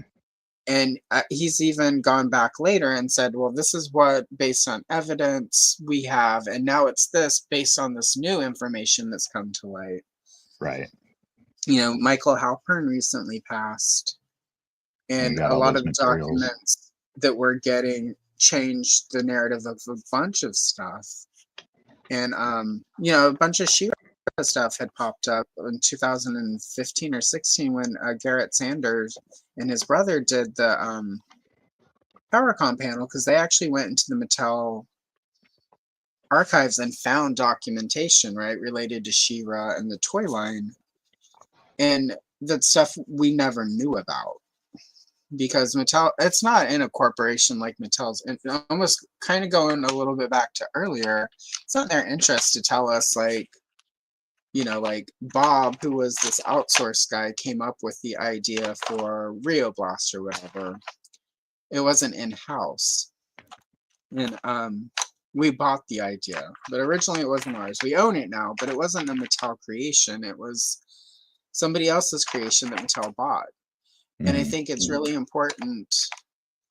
And to me, it doesn't make a difference, right? I don't care if they bought the idea of Rio Blast or they bought the idea of any character from an outside contractor and then adapted it. I just want to know the like origins of the stuff. Sure. I'm interested in the history and how the creation happens, right? Mm-hmm. And Mattel just wants to make sure that there's never any doubt that they own this thing. And it's like with Barbie, when we hear like Ruth Handler created Barbie, it's like, nah, she didn't. Like Ruth Handler marketed Barbie. Ruth Handler created an environment where Barbie happened, but it takes many factors to create Barbie. Yeah. But most people don't understand the two things, and it's just easier to say she created it. And what I would routinely find with Scott Nutlick is that he was bound and said that this is the truth. And anytime evidence came out to the contrary, he would disagree with it. Like his way was always the only way. And sometimes it was really clear he was making assumptions based on his understanding of things. And when it comes to who owns a property, like, you know, like your understanding doesn't overrule reality. Right. At And the end of the day, it's still up to the IP owners. Yeah, so that's kind of what drove me off, was like, no matter how good the actual parts that he was responsible for in classics, like how the character selection worked, you know, all that stuff, like definitely like he can be trusted on because he's the one who was making those big decisions, right? But it was just sort of the behind the scenes, how things were created, you know, who actually created what, that just sort of anytime actual evidence to the, you know, like I think still has his true origin of Wondar up there, which is not at this point the true origin of the Wondar because we've discovered other documentation since. Yeah, it was sort of that. Like there are a lot of people like that where it's like they have to be right and they're not willing to be wrong. Even to the point, you know, even to the point in Scott's case, where I'm not gonna share names, but there is documentation out there of people who came onto the Classics brand to continue the biographies. You know, and Scott was actively trying to discredit them on his own channel about what they were hired by Mattel to do in a professional capacity. And that's just shitty. Like that is just 100% like. Oh yeah, no, there's a reason, you know, some people don't work in toys anymore. Yes. Despite their history. And that's all you need to, you know, because if you look at other toy companies, you've seen in recent days, I don't know how much Hasbro you follow, but they have an employee, Lenny, who worked on Classified, who recently left G.I. Joe Classified and Hasbro to go work at Bossified. Oh, interesting. Yeah, but one of their sculptors for many, many years that they let go of a few years ago went. Corey Cantaloupe is now working at Bossified as well. You know, so like some people leave jobs or get fired from jobs or whatever for various corporate reasons and are still working in toys. Sure. And some people aren't. Other people aren't. Because when you get a certain type of reputation, people don't want to work with you. Yeah. So. And you know, it comes with immense satisfaction to see him consistently proven wrong on the longevity of He-Man toys over the years. Right.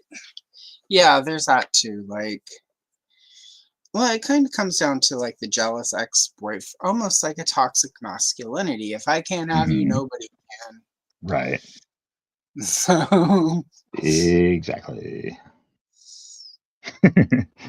that's not what I'm saying. I'm saying nutlick, right? Like All I N-I-E, hear is his written name. yeah, Nietlick.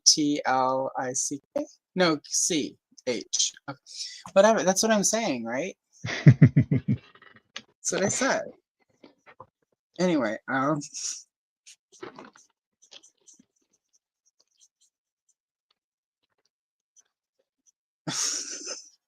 Derek, stop. Anyway, now I don't know what I'm saying. Stop gaslighting me. Anyway, yeah, so that was, but it took a while to learn, like just don't engage. Like it doesn't matter, if somebody can't admit when they've gotten information wrong or when it's not quite accurate and they can't sort of take the feedback, just stop going and watching that content. And it makes the day so much better. Like, Life is too short to be miserable because of YouTubers. exactly. It's like even now, every so often I'll get like a weird or shitty comment on one of my shorts or videos. I just go hide the comment. It's not even worth Why engage? engaging or correcting them or. Well, I remember when we were in LA, my wife and I, I was posting stuff of pictures about, billboards and stuff that we were seeing for the movie, Yeah. and I was getting a lot of I got a big influx of followers and a bunch of comments on stuff that I typically don't get. Yeah. And a lot of it was centered around race swapping and gender swapping, and Right. and I was kind of showing my wife the comments, and then I just highlighted the comment and deleted it, and she was like, "You can do that?" And I was like, "Yeah." I was like, "I'm not going to allow like it's my channel. I can decide what people see." Yeah. You know what I mean? Yeah, I delete comments. I hide. Well, the nice thing about if you hide somebody is they can keep commenting forever and ever, and it just never shows up. It goes into a void.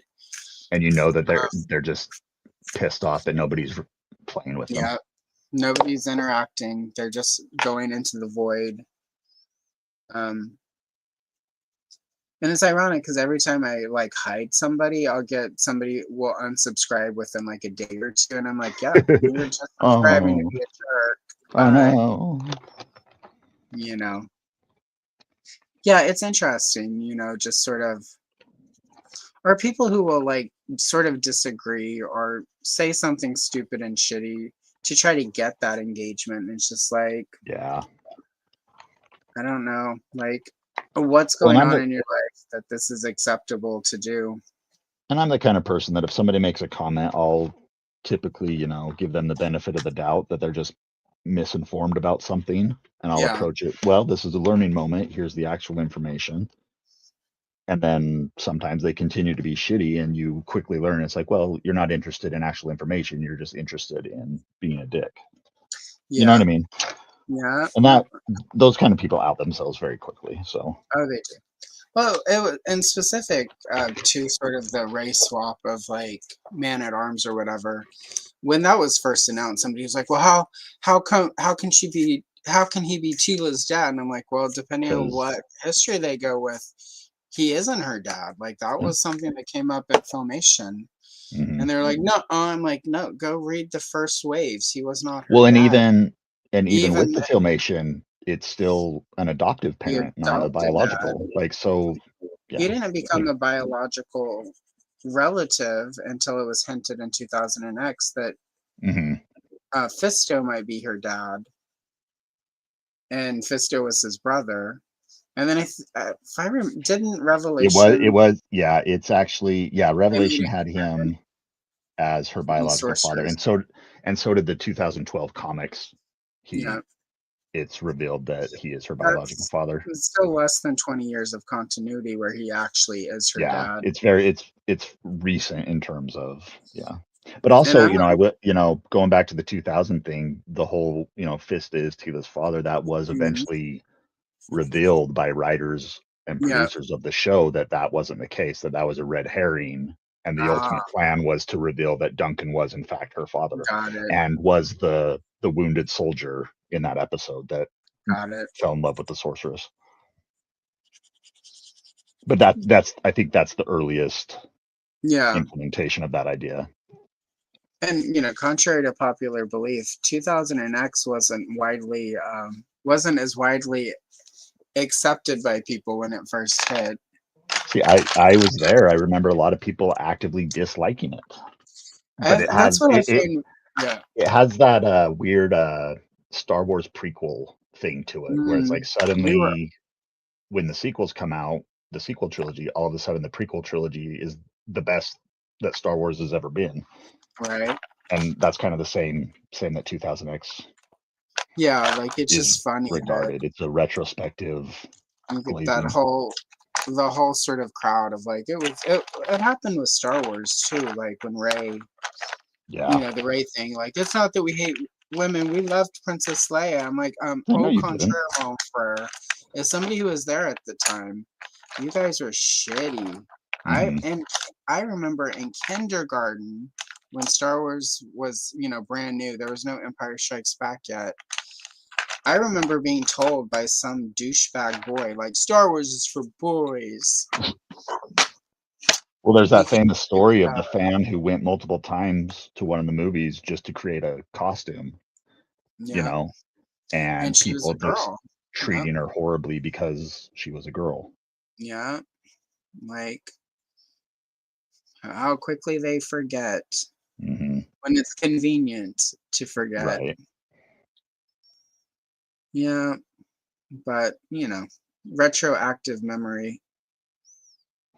It's the same thing that happens whenever people are like, we didn't have racism in the 90s. I'm like, oh my God, please stop. Remember Rodney King? Thanks. Well, those are the same people who somehow forget that Nazis are the bad guys. Yeah, right. Yeah, that's a good point. It's just the intellectual dishonesty and the gaslighting of it all. No, it's not how it used to be. It's like, bitch, it was worse. But yeah, I don't. Yeah, that's what's funny though. Like when people do get mad though about 2000, like we loved 2000X. We didn't. Not everyone liked it. Like I remember I hated that sword when it was first. Yeah, I hated the sword as the power sword. I liked it whenever I found out what the Four Horsemen actually had planned for it. Yeah, the replacement sword. Like that was a much cooler story. But yeah, as the ancient power sword, I hated it. That made no sense. If they had gotten their way and they had gone with it, like this is what Man-at-Arms created because Skeletor has the power sword, and then part of the story is getting back the power sword. It all becomes way cooler. And yeah.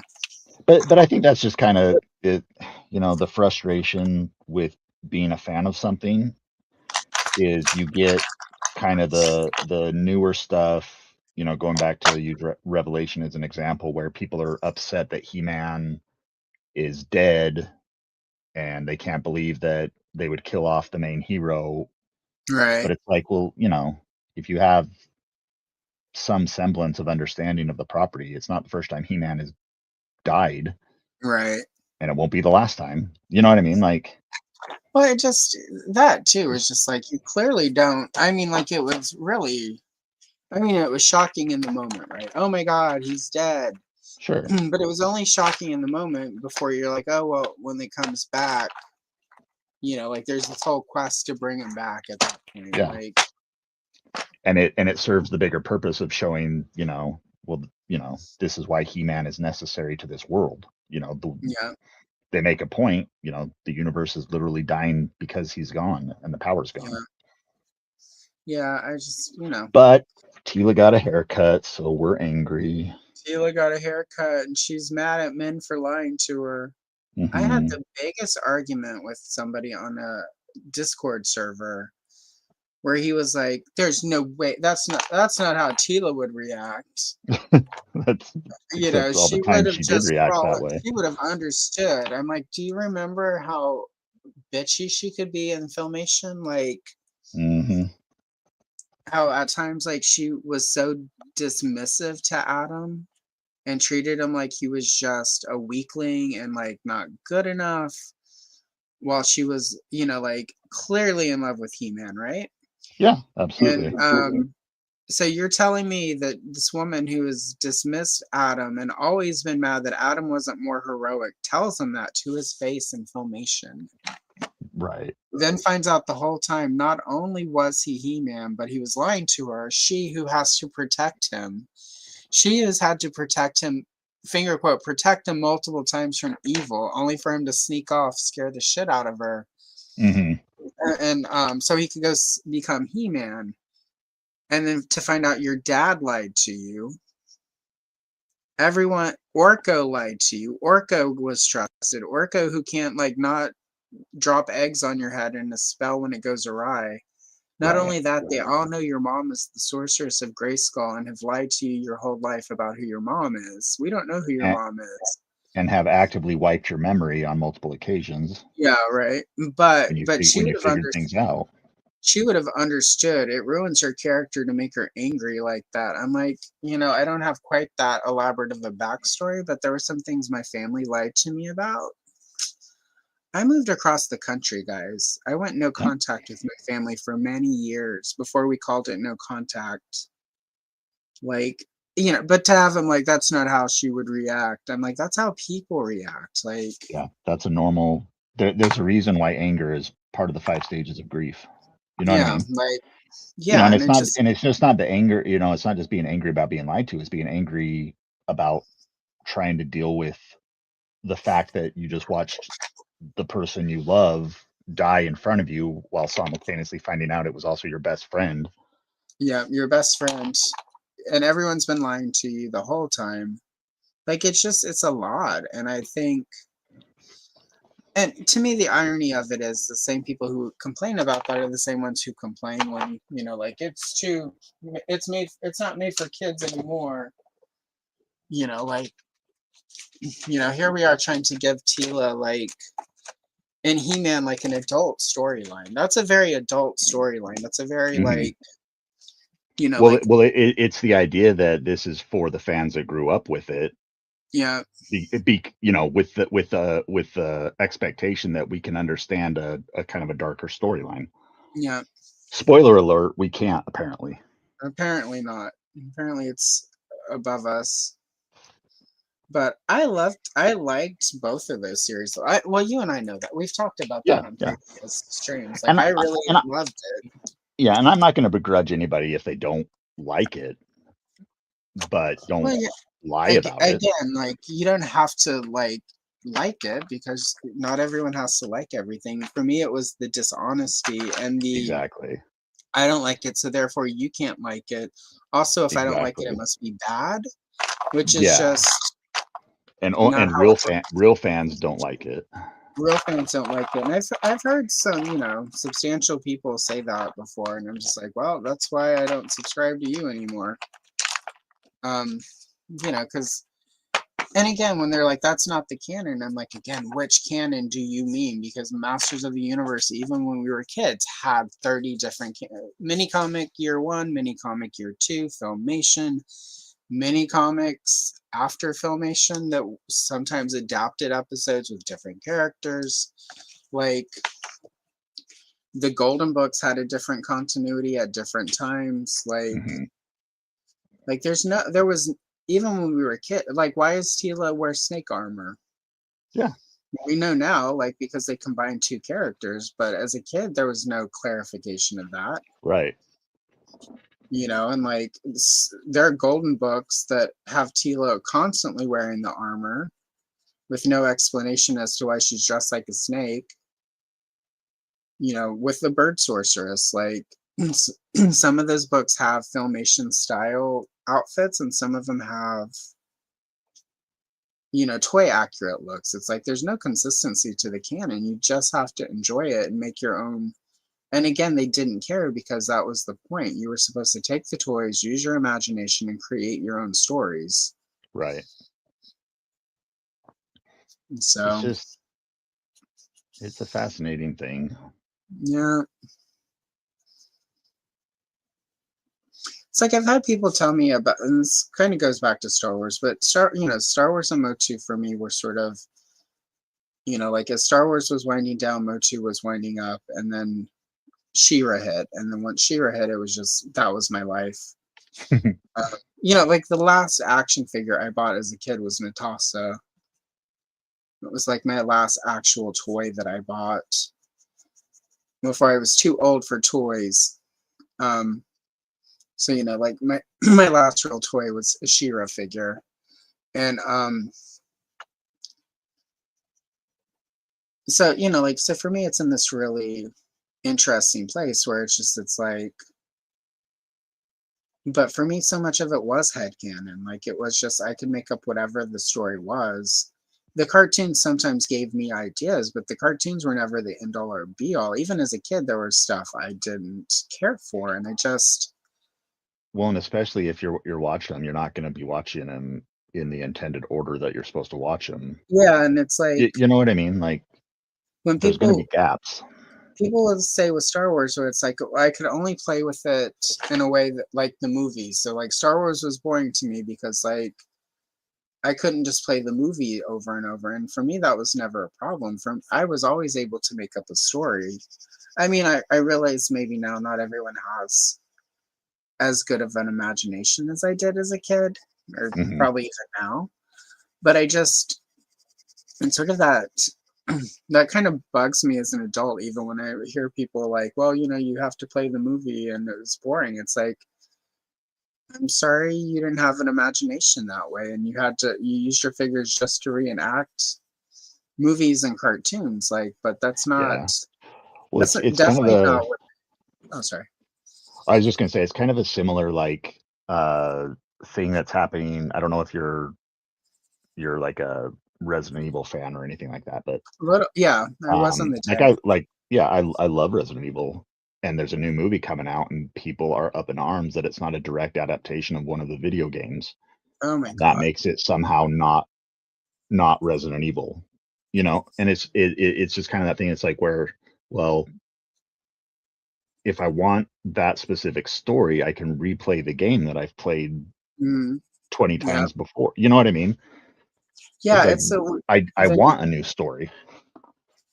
Well, I watched a lot of really bad Resident Evil movies that had nothing to do with the game. That like give a nod to the canon, but I don't need it to be. I don't need a direct adaptation. And I don't know. That's sort of for me. Like, I feel like I'm able to accept different storylines and reject different storylines because as a kid, it was always whatever I was going to play ruled. And my storyline was always better. As a kid, my storyline was always better than whatever George Lucas or Filmation came up with. So I don't know. It's part of the, but if you listen to like, especially Mark Taylor about creating the toy line, he really wanted kids to like really just, play and like make up stories and adventures and have this open-ended storyline. Like Castle Grayskull starts out the way it does because he wanted sort of the adventure for kids to be like getting the two halves of that power sword, putting them together to unlock Grayskull. Yeah, it served. It was a neutral kind of battleground. Yeah, and you made up the story of who was in control of it, and who the winner was, who the loser was. Oh my gosh, we're at like 2 hours. How did that happen? And that's even with us. Yeah, that's even with us starting a little late. I would have to go another hour to properly finish Clawful. So I guess we should wrap it up. I bet you finished, didn't you? I did. Well, Oh, my wrist starts to hurt when I color, so I get to the point where I'm like, this is as detailed as it's gonna get. Yeah. All right. Well, let's show the people what your final Okay. page looks like. Excellent. There we go. Very nice. Nice. Thank you. Take that, merman. Also, Adam, Cole, where can the people find you other than Battleground blog, He-Man.org, where you're the news guy there, right? Yeah, I do news for He-Man.org.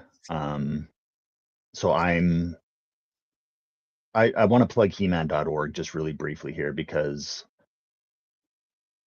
if it wasn't, for that website, it's been the longest running He-Man and She-Ra website since, the early days of the internet, like 97, 98 in its very earliest version. But if it wasn't for that site and the people that have, kind of administrated it over the years, we wouldn't have the materials, we wouldn't have access to the materials that we have now, because they would have been lost to time, because there wasn't people specifically seeking them out and collecting them. And that's kind of continuing today with the people that are working there, with Adam and the research he does. But we've also got people like Ben who collect so many materials to scan and upload to create this digital archive. Ben's got a way better collection of coloring books than I do. Yeah, it's pretty fantastic. So the only I'm part of the He-Man.org team, but they deserve all the credit, because at the end of the day, my job is sending emails to corporate people at Mattel and trying to get them to send me details about stuff. You know what I mean? Yeah. Like, Yeah. I'm proud to be a part of this team, but the real heroes of it are those guys.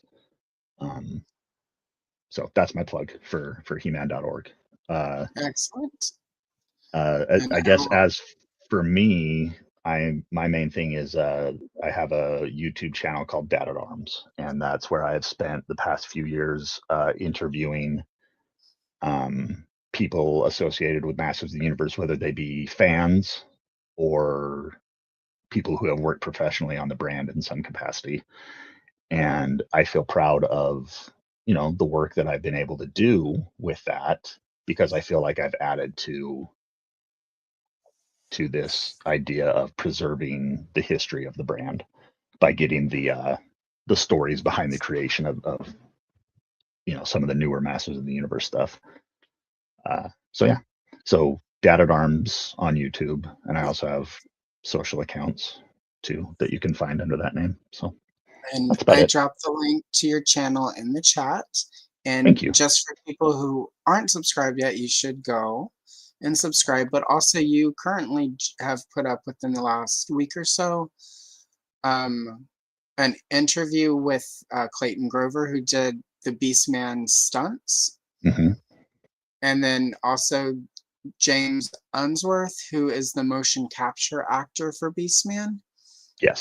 So if you are a Beastman fan or just a fan of the movie, or definitely go check those out, because that's really that's the cool behind the scenes stuff we don't really get on DVDs anymore, or Blu-rays. Back in the day, you would get decades worth of like extra content and interviews. Doesn't really happen now, but Colt has you hooked up over on his channel for Beastman, so go check those out. Plus your content. Well, thank you. And beyond Beastman, which those are really cool episodes and interviews, because it's really fascinating to kind of see the magic of movie making to bring a character like Beastman to life and all the kind of puzzle pieces that go into it. Off the top of my head, there's 3 different performances that are going into the Beastman performance, with the stunts, the motion capture, and then the voice work from the voice actor. It's pretty phenomenal. But beyond Beastman, I'm also in the process of scheduling other actors who have been in the film as different characters. Oh, excellent.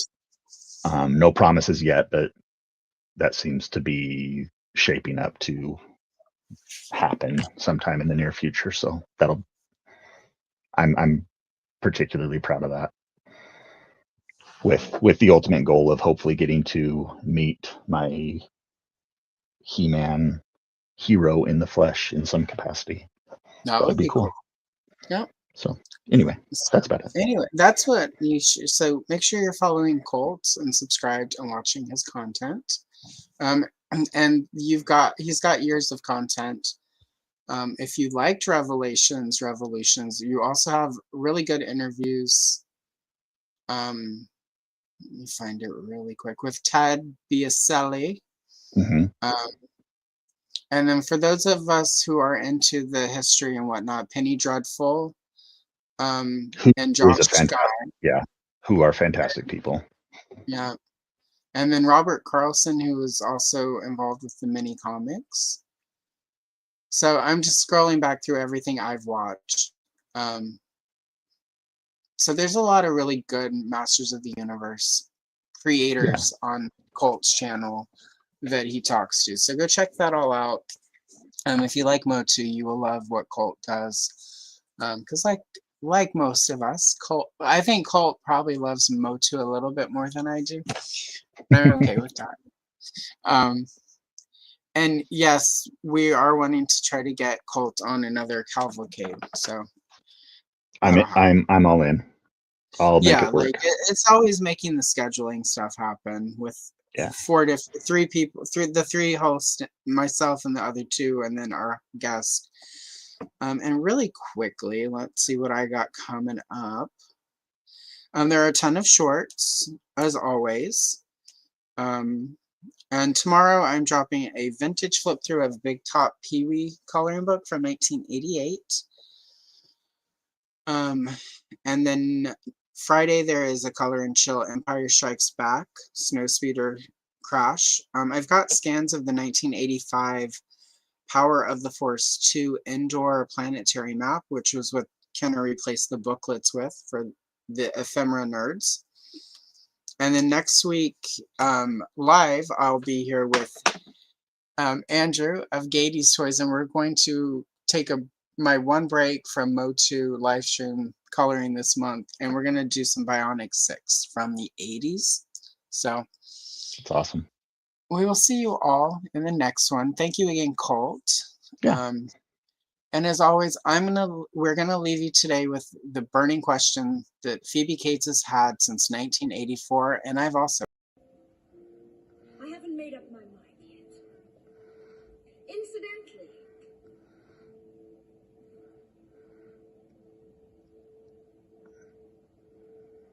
which one of you bitches is my mother?